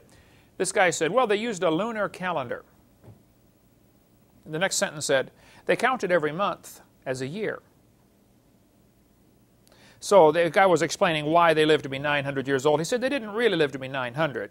You have to divide their age by 12. Well, there are some real problems with that because Enoch was 65 when he begat Methuselah. 2 of these guys were 65 when their son was born. Let's see, divided by 12, he's 5.5 when he becomes a daddy. I don't think so, okay? That would be an even bigger miracle than having him live to be 900. So it just simply is crazy to say that this is anything other than really living to be 900 years old. They really were. Probably the reason they were, several reasons. Number one, they would have a pure gene pool. No defective chromosomes. Today, the average person has about 4,000 defective genes. A gene, in case you don't know, is if you took a ladder, an extension ladder from here to Chicago, about 900 miles, and you had somebody stand on the other end while you started twisting it here. You twisted and twisted and twisted and twisted. By the time it gets all twisted up from here to Chicago, what are those things they sell at Taco Bell, the cinnamon twistas, okay? Sort of like that, all twisted up. That would be roughly what a chromosome looks like. Each cell in your body has 46 of those little chromosomes. The rung of the ladder would be a gene. So the illustration people use is a twisted ladder. Pretty tough to draw 2D, what a 3D ladder would look like twisted. But each of these things across here is a rung of the ladder. Each of those is called a gene. The whole thing is called a chromosome, or a DNA strand, deoxyribonucleic acid. The same thing as a chromosome, deoxyribonucleic acid. And this thing right across here is one gene, G-E-N-E. Now, when you get regenerated in Christ, you're being regened. Totally new person, new genes. That's where the word regenerate comes from that word gene. Now that'll preach too. But during conception for the baby, half of this chromosome comes from the mother and half comes from the father. The problem is it splits down the middle. Now let's take a ladder that is twisted from here to Chicago. We're going to split it all the way down the middle. It's going to unwind itself, and it's going to get the other half of the ladder from the mother or father, depending what your case may be, and it's going to wind itself back together, and all those genes are going to line up. Absolutely phenomenal how this can happen. And that's one chromosome. You got 46 that are doing this. And 46 chromosomes in every cell of your body. So radiation from the sun is one of the things that causes damage to these genes. You often see people at the hospital when they're going to get an x-ray, they will put a lead apron over where the ovaries are on a woman, for instance, because they know the x-ray could damage the chromosomes, could damage the genes for the next generation. Many things can damage this, and so they try to be very sensitive to not create damage to this. But one of the reasons they lived to be 900 before the flood was they had a pure gene pool. No genetic load. You've got about 4,000 of these genes in your gene code that are defective. Sort of like a computer program where something's wrong. Now, if you marry closer than a first cousin, there's a high probability that you both have a similar gene code, and so you might both have the same defective genes. Now you're asking for trouble as far as deformed children. It's against the law in all but 3 states to marry closer than a first cousin. You have to marry second cousin or more farther away in all but 3 states in America. I won't tell you which the 3 states are, but drive through them and you'll be able to tell. The people, I believe that the product of that is called a redneck. But anyway, the people were living long before the flood. They had no defective chromosomes in the original creation, number one. Number two, they had a canopy of water to protect them, to filter out the radiation from the sun. Number three, they're eating a perfect diet. They're also eating food that has been unaffected by any of this harmful stuff. Plus, they're eating food grown in soil that is not depleted at all. Mineral-rich soil. I cannot believe what's happened to me in the last 3 weeks since I started drinking the mineral water. I've been taking vitamins for years. Okay? Good vitamins, Shaklee vitamins. And I still have had trouble. I felt like I was getting arthritis in my left hip and my left knee. I've just been having trouble. And it just hurts, when I move it sometime. And a chiropractor friend of mine said, "Are you taking minerals?" I said, "Well, I guess not. I take all sorts of vitamins." He said, "Oh, well, your body can't absorb vitamins very well unless you also have these minerals." And so I started drinking this couple ounces of this mineral stuff. To describe it as tasting like weak tea would be an exaggeration. It doesn't taste real good. Not real bad, but it's just, it's all right. Anyway, I drink it every day. And all I can say is I feel so much better. It is really helping. And I'm not selling the stuff. I'm not trying to sell it. I'm just saying it works. I think in the original creation, they had perfect food supply, perfect atmosphere to breathe, no genetic load. They had probably several reasons why they were living to be 900 years old. And they really were. Plus, they were probably getting bigger. The largest man, or tallest man in this century, that we know of anyway, was Robert Wadlow, who died in 1940. He was 5'6" when he was 5 years old. When he was 12, he was the world's tallest Boy Scout at 7'4". He finally, when he was 22 years of age, started getting trouble with his knees from his growing so fast. He grew to be 8'11½", almost 9 feet tall. And he had trouble with his knees, and so they made special leg braces for him. And one of the braces rubbed a sore on his ankle, and he got gangrene in the sore and died at age 22. He had a size 37 shoe. There's a life-size statue of him in Alton, Illinois, where he lived, just by St. Louis. There's me standing next to it. Now, I can stand flat-footed and touch an 8-foot ceiling. I could not touch his chin. There's Robert next to his brother and his dad. He was a big boy. He weighed 500 pounds. He doesn't look very fat, does he? He's a big fella. I think before the flood, they were bigger than that. Now, this is a drawing, not a picture, of a skeleton that was alleged to be found in a coal mine in Italy back in the 1850s, I believe. Now, some of the scoffers have ridiculed this drawing, saying when you find a skeleton, the ribs are not in place. Well, I understand that, okay? The ribs are going to collapse and it's going to be flattened out. They're not going to be up in place like that. This is just a drawing of what they said they found in this coal mine. There are numerous stories and legends about giant skeletons that have been found. And this man was supposed to be 11 feet 6 inches tall. Well, long, not tall. He's laying down now. But 11 foot 6. Can you imagine having one of those guys on your basketball team? Whew. Hey, throw the ball to Herman. Okay, drop it in, Herman. Right there. You could stand on the free throw line and probably drop it in the hoop. They could shoot 100% from the free throw line. In my seminar, I tell the story how some people get upset with me and they say, now, Mr. Hovind, you said that was the skeleton of a man. Maybe it was a woman. Well, that's a fair question, but I taught biology and anatomy. I happen to know how to tell the difference between a male and female skeleton. It is not the number of ribs. Only Adam was missing a rib. By the way, there's only one bone in the human body that will grow back if it's removed. The bottom rib. The only bone that'll regenerate. There's an interesting story in Creation magazine just a few months ago, if you get from Answers in Genesis, Creation magazine, about this. A doctor who was in a car accident and had smashed his face in, and they were going to rebuild the bones in his face. He went in for surgery many, many times, and they kept opening up his side, taking pieces of bone out to use it to graft to rebuild his facial bones. And so this doctor asked his doctor, aren't I going to run out of bone down there or something? You keep going in the same spot to get bone for grafting in my face. He said, no, the only bone that grows back in the whole human body is the lowest rib. Interesting bit of trivia. As long as you leave the coating, called the periosteum, the rib will grow right back. So, Adam had a rib taken out. That, of course, is not going to affect his gene pool.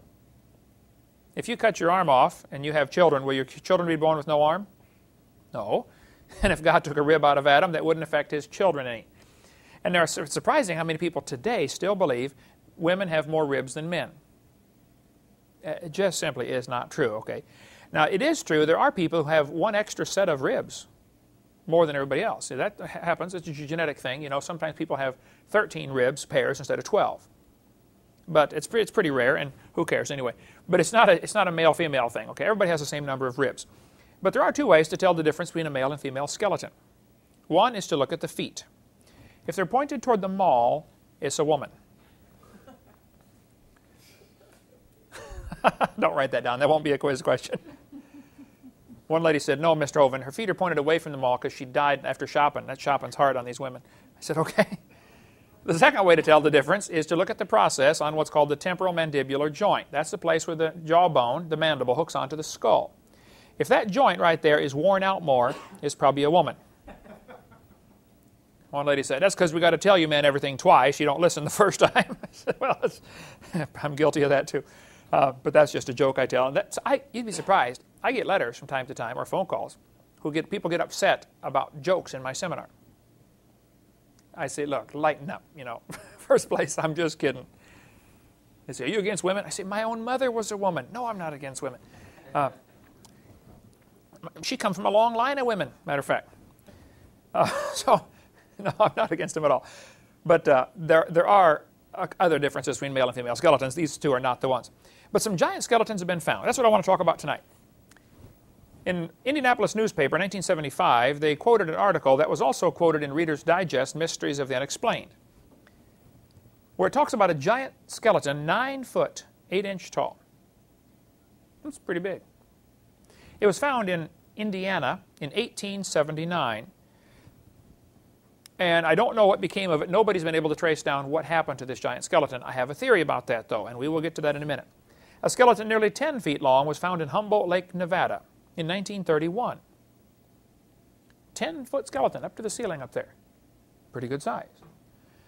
In Guam, there are some giant stones that are set up over there. And even today, the legend exists in Guam about the Leyte stones. I think that's how you pronounce it, Leyte, that are found. They said, who put these giant stones up here anyway? They said, oh, the giants that used to live here did that.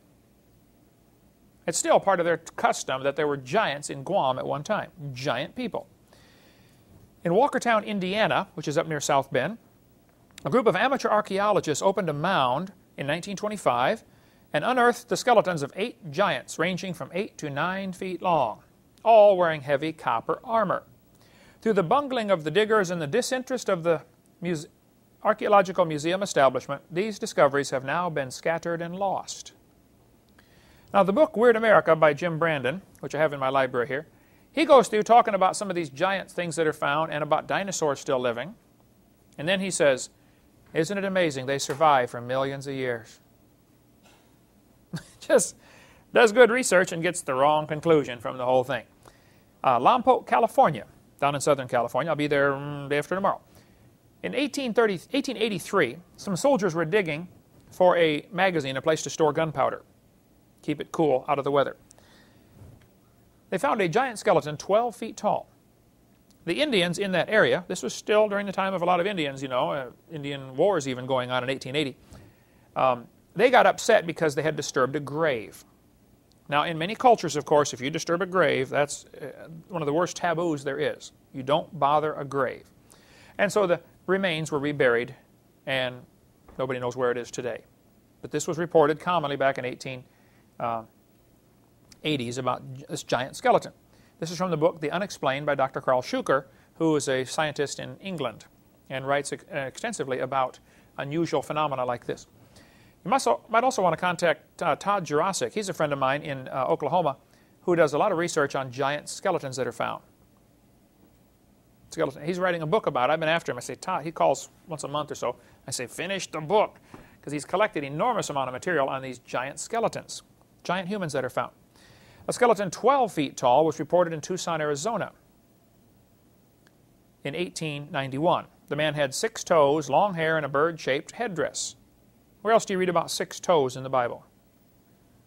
Who knows? Who had six fingers and 6 toes? Anybody know? Goliath's brother, or cousin or uncle, or whatever he was, had 6 toes and 6 fingers.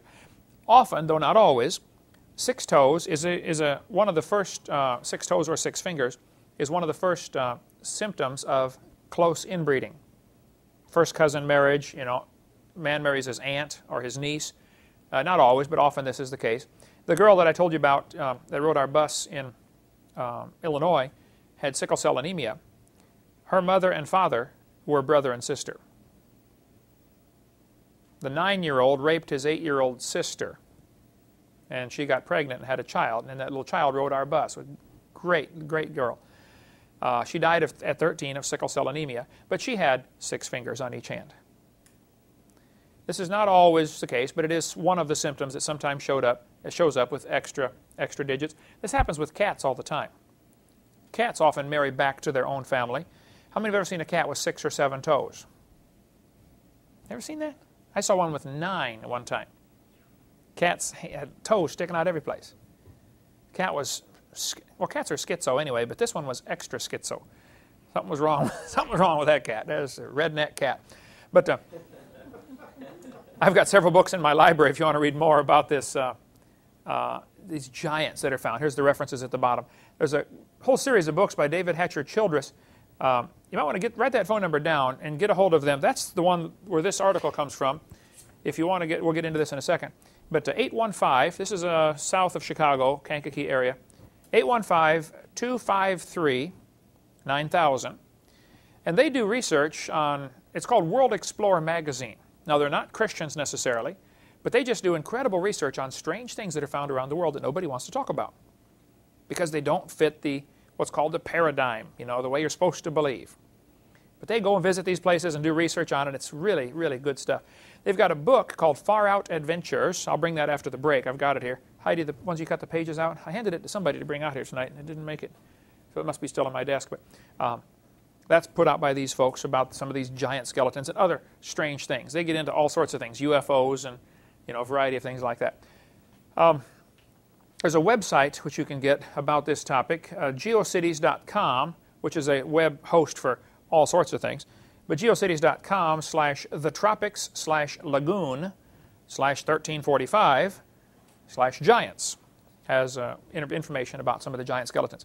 This article we passed out here from Far Out Adventures magazine is one of the back issues about what the Smithsonian has done for hiding information about these giants. When a giant skeleton is found, the Smithsonian often will come to investigate, and they'll say, oh, this is interesting, we'll take this back and study it. And they take it back and you never hear from it again. It's reported in here, I got several things in here, that an entire barge full of artifacts was taken out in the ocean and dumped from the Smithsonian. The Smithsonian, some of the directors seem to have an agenda. They want to make sure everybody believes in evolution. Now, I think there's a bigger picture. If we can step back and look at the whole thing. Satan wants to control this world. The Bible teaches God made the world. Now, if you get a bunch of people together who believe God made the world, they believe they have rights that came from God. Those people don't make good slaves. Eventually, they will throw the tea in the harbor and rebel against the king, right? Like our founding fathers did, because they had a philosophy. They said, we hold these truths to be self-evident. All men are created equal. And people who believe in creation oftentimes get this attitude of, I'm going to answer to God, and I don't care what anybody else thinks. I'm going to try to please God. Now, if somebody wants a one-world government or a new world order, they can't have people believing they have rights that come from God. You have to get everybody to believe that your rights come from the government.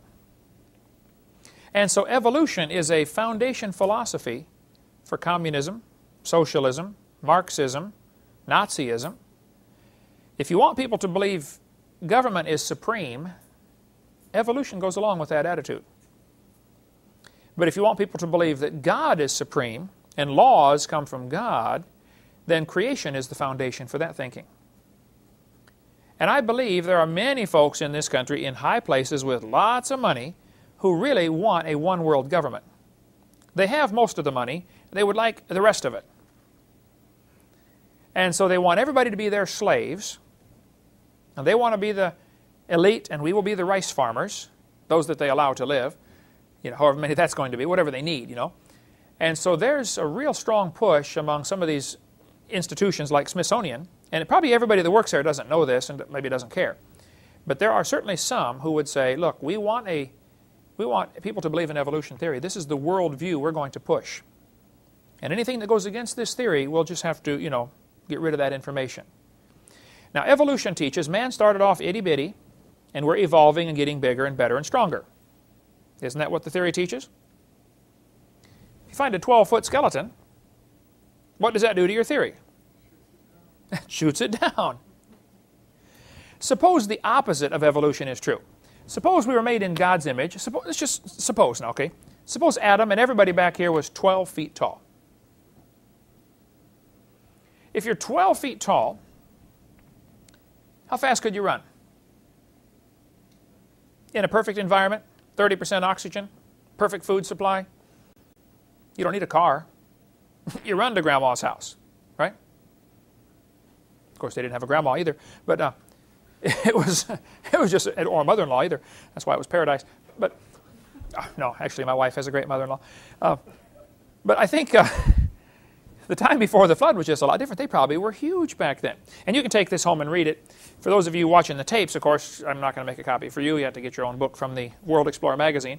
Keeping in mind, it's not a Christian organization. It's just fascinating research on giant things or unusual things that kind of just disappear when they get in the Smithsonian, the attic of the nation, it's called, and they disappear for sure. Right now, in Lovelock, Nevada, in Lovelock Cave, in 1911, they found this giant human skull. The person that had this skull would have probably been 10 feet tall, assuming normal body proportions. The skull is still there on display in Winnemucca, Nevada. If you're ever driving across Nevada, stop in, because there's nothing else to see when you drive across Nevada. You might as well stop in Winnemucca if you get close. But there's this massive human skull. Your second bone down in your thumb, all these bones are called phalanges in your fingers and thumb. The second one down is shown right here on this picture. On top is a normal size human phalange, thumb bone. Underneath, Ron Wyatt, a friend of mine who died about a year ago, he is holding a giant human thumb bone. This giant human thumb bone was part of an entire skeleton, obviously. This was found right near Mount Ararat. Now, Ron told me the whole story before he died. You can call Richard Reeves, see phone number right there. Richard took over for Ron when he died. Richard's number is 931-486-0557, and listen to the story. But Ron said that they were exploring around the area where Noah's Ark is in Turkey. He's been over there bunches of times doing research over there about Noah's Ark. And they found this large stone. It was very, very faded, but they could make out an image on there. He said there were two stones, apparently gravestones. One of the stones had what looked like a boat carved in there with a bow over the top of it, apparently symbolizing the rainbow over Noah's Ark. Walking away from the boat, there were 2 big people and 6 small people. One of the big people had their eyes closed. So they assume this is symbolism for this is the grave of one of the big people on Noah's Ark. The other tombstone had both of the big people's eyes closed. So they're assuming, hey, this is Noah's grave, this is Mrs. Noah's grave. Now in that culture, Islamic, you don't disturb a grave. But they did. They dug it up. The coffin was over 12 feet long. The skeleton inside was 12 feet tall, assuming it was Mrs. Noah. Inside were all sorts of jewels. Apparently, pre-flood jewels. This seems reasonable anyway. The mayor of the city over there that was with on this expedition, they covered the grave back up and didn't disturb anything. When Ron went back several years later, the gravestone had been smashed, and the coffin was gone, and the jewels were all gone. And so all they can surmise is that somebody in the government over there, decided to go become rich. Ron dug around in the dirt and did find a few more of the bones that apparently when they moved the skeleton, some of the bones, fell apart. Here's one of the thumb bones right there. This person would have been probably 12 feet tall. People say, you think 1 man and 3 boys built that big boat for the flood? Oh yeah, the Bible says they did. Of course, they could have hired help too. People work for heathens and heathen work for save people all the time, and vice versa. But some people say, well, 1 man and 3 boys couldn't build a boat that big. Well, you didn't see those boys. They would have been big too, right? Now let's assume Noah was 12 feet tall. Let's just assume, for the sake of argument. Now what would that do to his cubit? How big would his cubit be? Now we don't know the size of the ark. It could be when Moses edited the book of Genesis, Moses would translate it, if that's the right word, into what he thought was the modern English or modern unit of measurement. For instance, if I was going to translate an ancient document from 2,000 years ago and they're talking about shekels, it would make sense for me to write it in English as dollars and cents, right? So it could be that Moses edited Genesis and he might have used what's called the Egyptian cubit, which was 20.6 inches. My cubit happens to be very close to that, 21 inches. 20.6 inches is an Egyptian cubit. The standard Hebrew cubit seems to be 18 inches. Everybody's cubit is slightly different, but that's, who cares? Anyway, the ark might have been really big. This thigh bone, let's see. John, would you grab that off the table over there? I'm wired in here. This is a replica of a thigh bone that was given to me. Joe Taylor, his phone number there, he makes the castings of this thing. That's good. Just bring it up right there, yeah. And if you see over there in the corner is the drawing of what the guy would have looked like. This is the thigh bone. It's upside down here. From a giant skeleton that was found when a road construction crew was digging with bulldozers across part of Egypt. They think they went across an ancient battlefield. They don't know. There's all kinds of skeletons out there. This guy would have been about 13 feet tall, if proportions hold true. I can't vouch for what happened to the originals. That's good, Jan, thank you. But that's a good-sized thigh bone. Here's Joe Taylor, the guy who makes the castings of it, standing next to it, telling about it. Egyptian construction crew ran into a burial ground and found several burials of giant humans, some 16 feet tall. I was asked to sculpt a model based on one femur. The size femur would have belonged to a man 16 feet tall. The Bible tells of giants before and after the flood. Goliath was 9 foot. Actually, Goliath the Bible says he was 6 cubits and a span. Well, a cubit is at least 1.5 feet. That's the small cubit. 6 of those is 9 feet, and a span is 9 inches. So if Goliath was 9 foot and 9, then the Bible says Og, King Og, was somewhere between 12 and 18 feet tall, because the Bible says Og's bed was, I forget how many cubits it gives, but you can look up Og in the Bible. Either he just liked having a big bed, or he was really a big fella. But he would have been pretty big, and this was after the flood.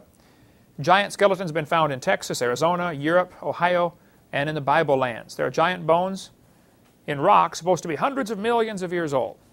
That's the problem, is that stupid evolution theory that hinders people from doing research. Here's a kid standing next to the replica of the thigh bone here that was found in Egypt. In Turkey, giant jaw bones are on display right now.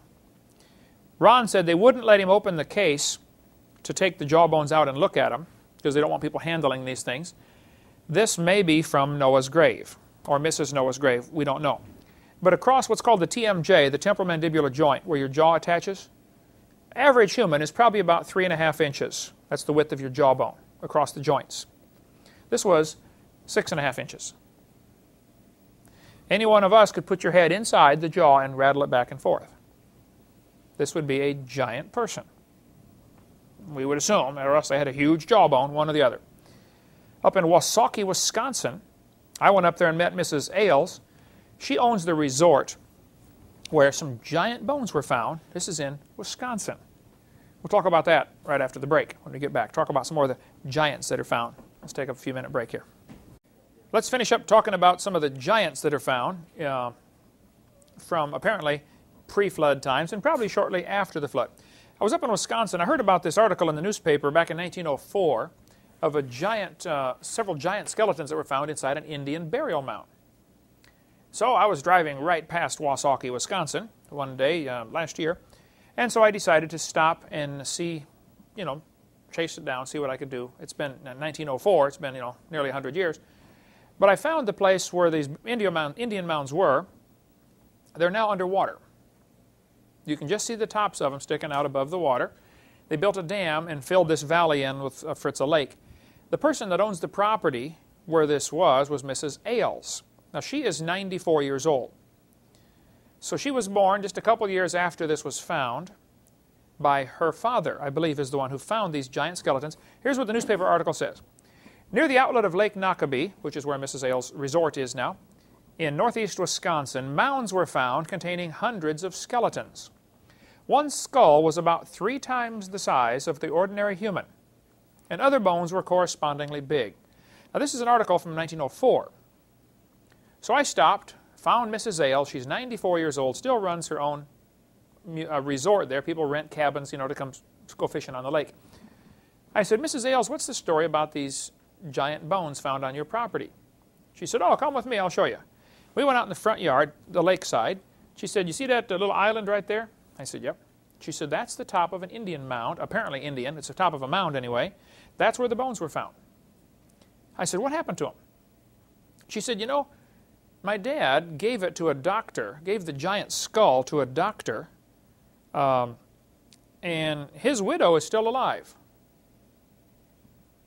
She's 104 or 5 years old. She's in a nursing home. Apparently the dad kept this giant skull for a while because she said she had seen it, this giant human skull. And then I don't know how many years later it was, he gave it to this doctor. And she said, I don't know what his widow's done with it. She's in the nursing home. I'll ask her next time I see her. 104 years old. I haven't heard back. That's the last I heard. But there's Mrs. Ailes' phone number. You can call it up and check it out for yourself. But this was a story reported from here up in Wisconsin about giant human skeletons were found. The Bible says there were giants in the earth in those days. Now, what factors would cause them to grow to be 10 or 12 or 14 feet tall, I don't know. But I know a lot of the footprints that are found in rock, the human footprints like the ones in Glen Rose, Texas, that are found with dinosaur tracks, the footprints are huge, 16 inches long. Some of them 24 inches long. Shaquille O'Neal is a pretty good-sized basketball player. His shoe is a size 22, so it'd be, I don't know, about yay long. Mine is a size 10.5. I'm 6'1", size 10.5 shoe. Shaquille is a size 22. I've met people that have size 18 shoes. I'll show you some pictures of those in a next class when we get to that point about the giant human skeletons. We'll get a little more into the giant insects and giant animals that are found. But the time before the flood is probably the time when these giants lived. The Bible teaches us that we are made in God's image. It's pretty clear. Genesis chapter 1, God said, I'm going to make man in my image. Now, there's all sorts of arguments about what does this mean. Does this mean God has a body like we do? No, that's not what that means. The Bible teaches very clearly that God is a spirit, and they that worship Him must worship Him in spirit and in truth. John chapter 4. So this is probably a moral likeness. We have a consciousness of right and wrong. There's I was on a radio, 2 radio programs this afternoon just before class, and one of the things that comes up is, if evolution is true, how do you determine right from wrong? Where's the standard? If we were going to build this room, and I got all you guys and said, okay, I want you to help me build this room, and I gave everybody a ruler, but all of them were different standards. On yours, this is an inch. On yours, this is an inch. On yours, this is an inch. On yours, we have a regular inch. If everybody had a different standard of what an inch was, or a meter, if we all had different standards, how would this room turn out if we're all working together to try to build it? Not too good, would it? Wouldn't be good at all. You have to have a standard, even if it's wrong, just so you all have the same standard, just something to go by. And the problem is, America has lost the standard for determining right from wrong. How do you tell right from wrong? Think about it. If evolution is true, how do you tell what's wrong and right? We used to have a standard we went by called "Thus saith the Lord." But we've lost that. We've left that. We haven't lost it. We left it. The standard for determining right from wrong. People say, do you think abortion's right or wrong? I say, well, let me ask you a question. Do you believe in creation or evolution? Because that's going to determine how you make your other decisions. Is murder right or wrong? Well, do you believe in creation or evolution? Because that's really where it's going to start. If you believe in evolution, I'd like to know how do you determine right from wrong?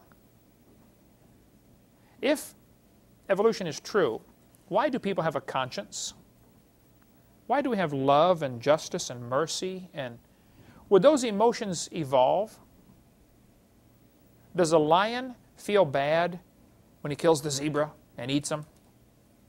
No. He's glad. He's going to do it again, right? Plans to. Why doesn't the animal world develop these feelings of pity and emotions like that? If evolution is true, if evolution is really true, then no humans should be alive today that have feelings of love and justice and mercy and pity. They shouldn't have survived. That should have been weeded out a long time ago. So this verse about being made in the image of God, I think is talking about a moral likeness. There's whole sermons, there's whole books just on this, what does this verse mean about the image of God. But here, the Bible teaches we're made in God's image, and the textbooks teach the kids, this is Grandpa. Right? How many of you learned about cavemen when you were in school, about us coming from an ape-like creature of some kind? So what about these cavemen? The kids are taught this in school. They're taught we came from an ape-like ancestor. Is it possible for an ape to turn to a human?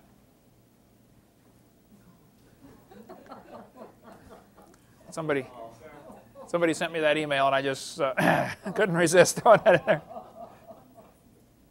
Let's talk just briefly about the cavemen. There's so much more that needs to go into this topic. Their whole course is going to be taught just on this. We'll take a little quick trip down Evolution's Hall of Shame. Nebraska man is a good place to start. All they really found for a Nebraska man was one tooth. A guy named Harold Cook in Sioux County, Nebraska, which borders Colorado, he found a tooth. That was it. One tooth. He said it looked to him like it was halfway between the shape of a human tooth and an ape's tooth. So therefore, it proves it came from an animal that was halfway between a human and an ape. This is the line of logic they use now, okay? They built the entire skeleton for the museum around this one tooth. They said, well, if the tooth is shaped like this, the jaw must be shaped like this. And if the jaw's like that, that would fit a head like this. And if the head like that, then it'd fit the body. They built the entire thing from one tooth. Then they made the guy a wife. You got to really be good to know what his wife looks like from the shape of his tooth. But they had him on display. London Illustrated London News, 1922. Nebraska man, proof for evolution. During the Scopes monkey trial in 1925 in Dayton, Tennessee, they were going to bring in a bunch of witnesses to give proof for evolution. It turned out the judge said, it doesn't matter what evidence you have for evolution, this is not what's on trial. The only question is, did the teacher break the law? The law in Tennessee says you can't teach evolution. So I don't want you bringing in evidence for evolution. That doesn't matter whether there's evidence for it. The question is, did he break the law? That was the question. So even though these evolutionists had these grandiose plans of making a big deal out of using this case to bring all their evidence for evolution in, the judge disallowed anything. He said, I don't care about the evidence for evolution. It doesn't matter, because that's not what's on trial here. But one of the things they were working very hard and preparing to bring in as evidence was Nebraska Man.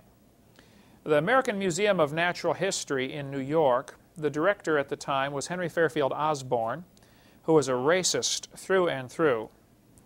And we'll get in a lot more of his quotes later when we get into seminar part 5, if we ever get that far. But the racism that evolution breeds.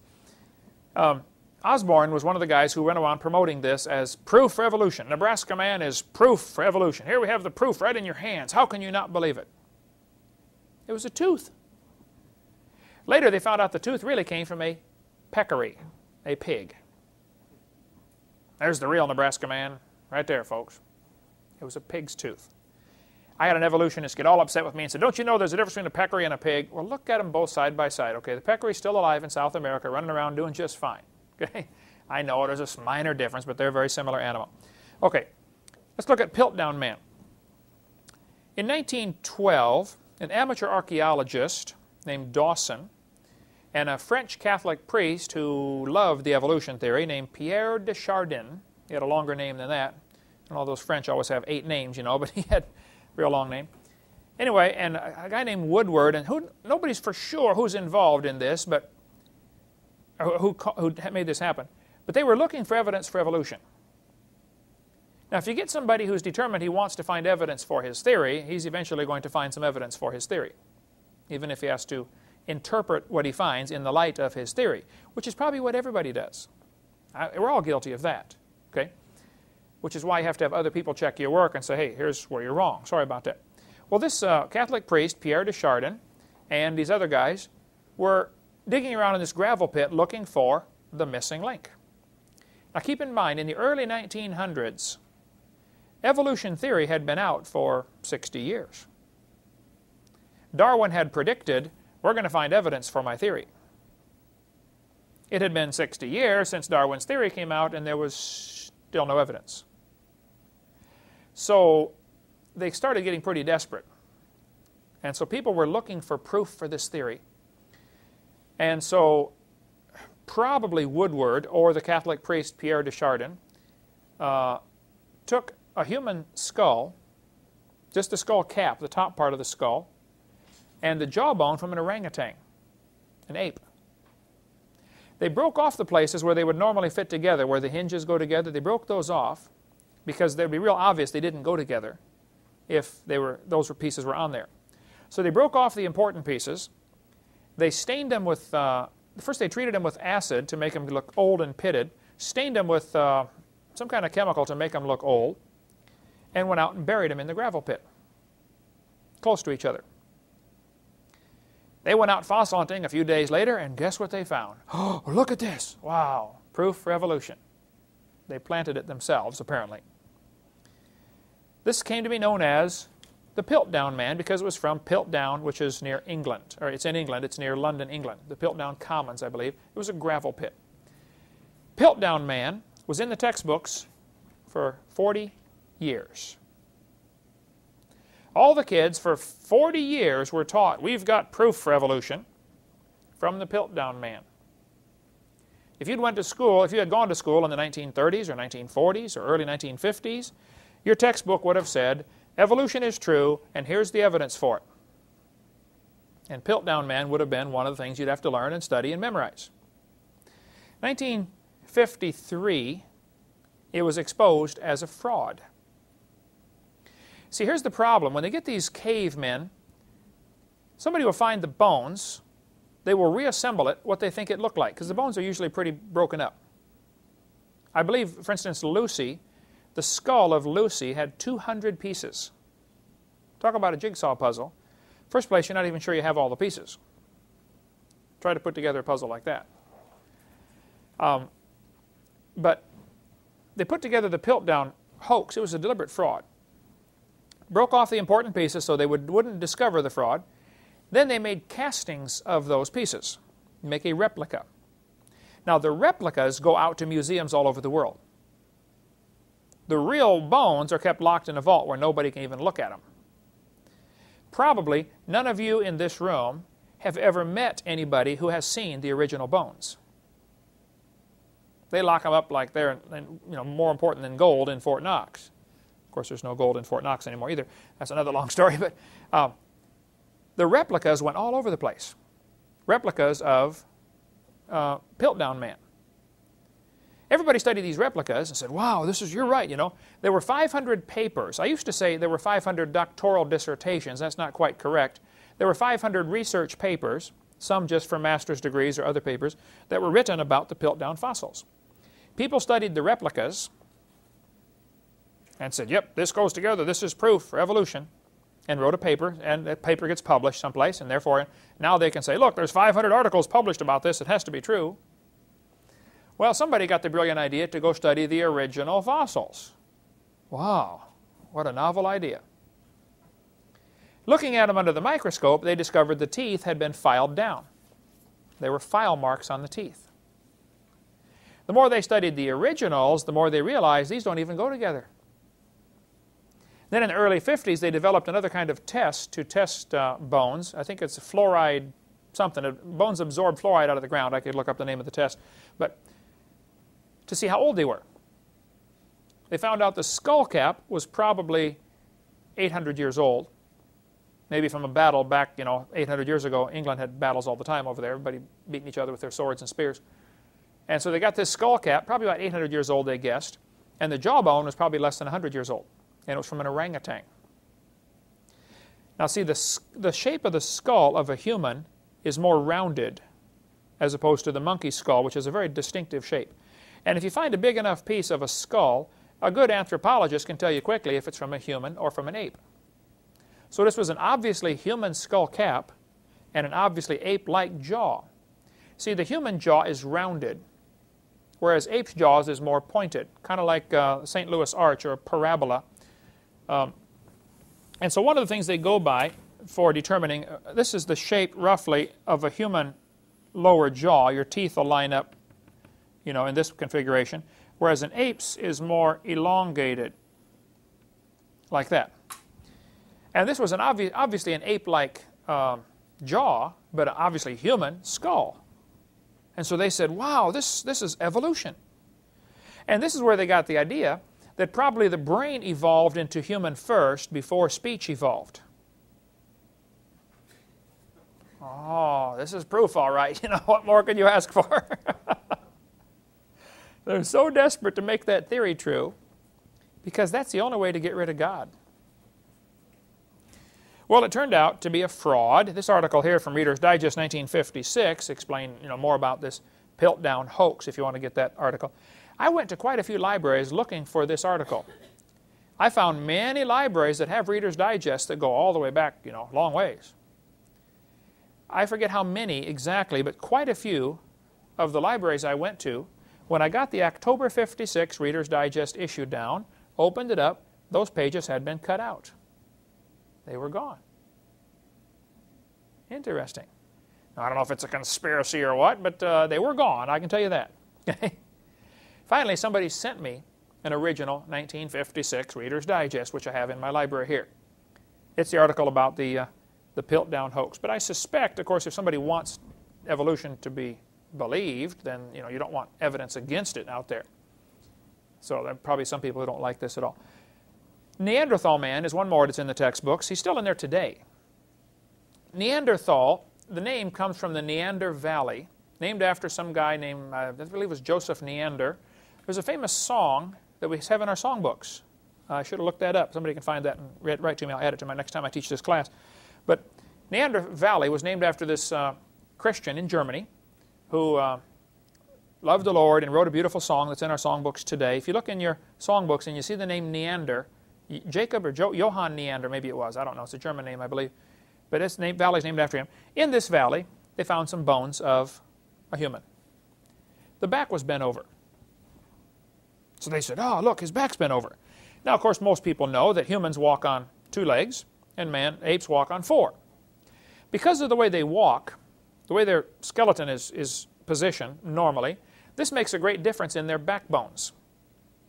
The vertebrae in your back, for instance, in between every vertebrae, there's a cartilage pad, a disc, okay? Because your backbone is under pressure this way most of the time, each of the bones is dished out to keep that pad in the center. If an animal normally walks with what's called a horizontal backbone, like an elephant or a dog, their backbone is this direction. There, you'll find the facets of the parts where their backbones come together is flat. I have, for instance, some mammoth vertebrae and some whale vertebrae. Now, both of those would have a horizontal backbone, and the vertebrae are flat on the places where they come together because they're not under compression this way. They're under strain this way from the flexing. Who cares? Apes walk on 4 legs. This changes 2 things. This changes the configuration of their backbone. It also changes the place where the nerve from the backbone enters the head. If you're walking upright, your head is perpendicular to your backbone. So the hole going into your skull is in a different position than an ape or a dog or most any other animal that walks on 4 legs. The hole where the brain stem goes in is farther back, the position of this hole into the head. And so they can tell by the shape, by the position of the hole into the head, roughly how the person's head was attached. Now, I've seen some people that their normal standing position is with their head way out here, right? Not kyphosis, yeah, kyphosis, head drifted forward like that. So I'm sure even among people, there's a great range of where the hole is going into your skull. But Neanderthal man was listed as a missing link because the back was curved over. Well, they found out about 50 years ago it's because he had arthritis. That's why his back is curved over. It wasn't a part human, part ape. He had arthritis. He was deformed by a disease of some kind, or rickets. But Neanderthal man is still in the textbooks today. Now, there's an excellent book if you want to get into the study of the caveman, and I recommend you do that if you're going to be a testimony to other people. We sell this book through our ministry called Buried Alive by Jack Cawazzo. Jack Cawazzo is a dentist in, I believe, New Jersey. He lives up in New England area, or northeast someplace. He went to France and Germany and studied the original bones. Not many folks do that. Most people study the replicas of the bones. He studied all of them. His life was threatened many times because the stuff he was finding out was that these things that we're saying are evidence for evolution are just deformed humans. Humans deformed from disease. His entire book is just about the Neanderthals. It's not about all the other so-called cavemen, just the Neanderthals, and it's very fascinating reading about the things that happened to him as they did research on the Neanderthals. He said, for instance, he examined the famous Rhodesia man, or Broken Hill man, the Neanderthal skull. Dr. Cawazzo said, "You must understand this skull really cries out disease. The teeth are badly decayed. The bones of the vault of the skull are extremely thick. There are many features that testify of acromegaly, or excessive secretion of growth hormone in adulthood. As a person gets older, several things happen. Their ears start to get longer. Anybody notice that? On older people, their ears get longer, and their nose gets bigger. This is because the glands are continually producing this hormone that causes these things to happen. Acromegaly. Some people get it really, really bad. Excessive secretion of this hormone. The thickening of the bones in the forehead and the eyebrow ridge getting thicker is one of the symptoms of a person getting older. If a person passes 90 or 100 years of age, their bones get thicker in the head. They really do get thick-headed. Now, after the flood, how long were they living? 400 years, right? What happened to these people that died after the flood? They probably got buried, right? I mean, what did they do with Noah when he died? They buried him, right? Isn't that normal? So it could be that what they're finding, these skeletons with thicker bones in the head, could be people that are living to be 300 or 400 years old. Post-flood. See, the pre-flood people were probably buried and dissolved, destroyed, you know. Probably wouldn't find very many of those bones at all. Some people have asked, well, hey, if there's a worldwide flood, why don't we find more human bones? I think there's several reasons for that. We get into a lot more of that on video number 7, the question-answer video. But for one thing, when God made the world, it was full of plants, full of animals, and only 2 people. 1,600 years later, it's still full of plants and still full of animals and still not full of people.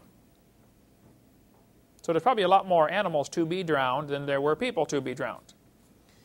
Secondly, let's suppose that the people before the flood were 12 feet tall, just for the sake of the argument. You're going out looking for bones, but you believe in evolution. Because of your belief in evolution, you believe everybody in the past was 3 feet tall, right? You've already got this preconceived idea that says man is evolving and getting bigger and better. So you're digging around in the dirt and you find part of a bone that is gigantic. It would never enter your mind that it might be part of a human bone because of your preconceived idea. You would assume it must be from a giant sloth or a cave bear or a dinosaur or something, okay? There's no telling how many bones have been misidentified because of the preconceived idea of evolution, as opposed to doing research from a creation perspective when things start to make a lot more sense. I'd recommend you get this if you want to get into the Neanderthal study at all. It's a fascinating book on the Neanderthals. They still list him today in the textbooks as one of the proofs for evolution, when it's just a normal human deformed by disease. The brains were actually bigger than ours.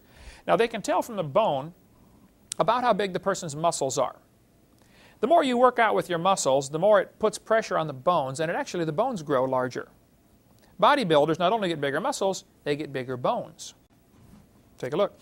Now, but the pressure of the muscle pulling on the bone will cause it to enlarge at that point. The body sends a message to the brain, hey, this muscle's pulling pretty hard, I need some more bone down here. And so the bone sends a message down, or the brain sends a message down to grow more bone. And so by studying the size of Neanderthal bones, they've determined the brain was larger than ours, about 1,600 cc, cubic centimeter, average. And they were incredibly strong. It has been said the average Neanderthal could probably pick up the average NFL linebacker and throw him over the goalpost. Unbelievably strong. About 5'10", I believe, was the average height, somewhere in there for the Neanderthals. But just massively built, really strong people. Now their eyebrow ridge was different than ours. Of course, if you could put a suit and tie on a Neanderthal and walk him down the street, nobody would look twice. He would look just like us. And all you got to do is drive around Pensacola, and you'll see some strange shaped skulls on people, right? You could line up the folks in this room and probably prove something, right? If you're determined to prove something. So I'd recommend you get and read more on that study. I wish we had time to go on into other stuff. There's a lot more cavemen. In the next course, we'll teach another 10-week course on this. We'll finish up about the cavemen and the Garden of Eden, what it was like.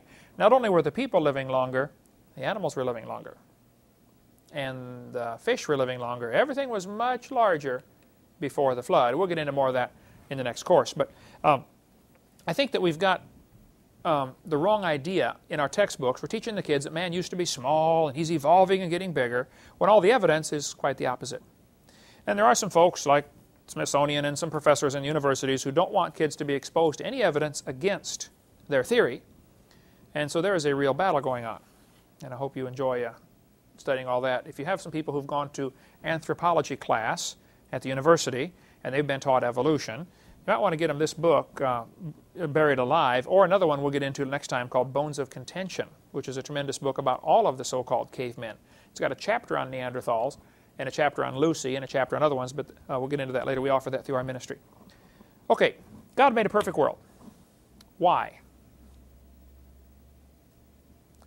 Well, he must have wanted our fellowship or something. I don't know. He wants us to love him. But he gave man a free choice. He had to do that, I think.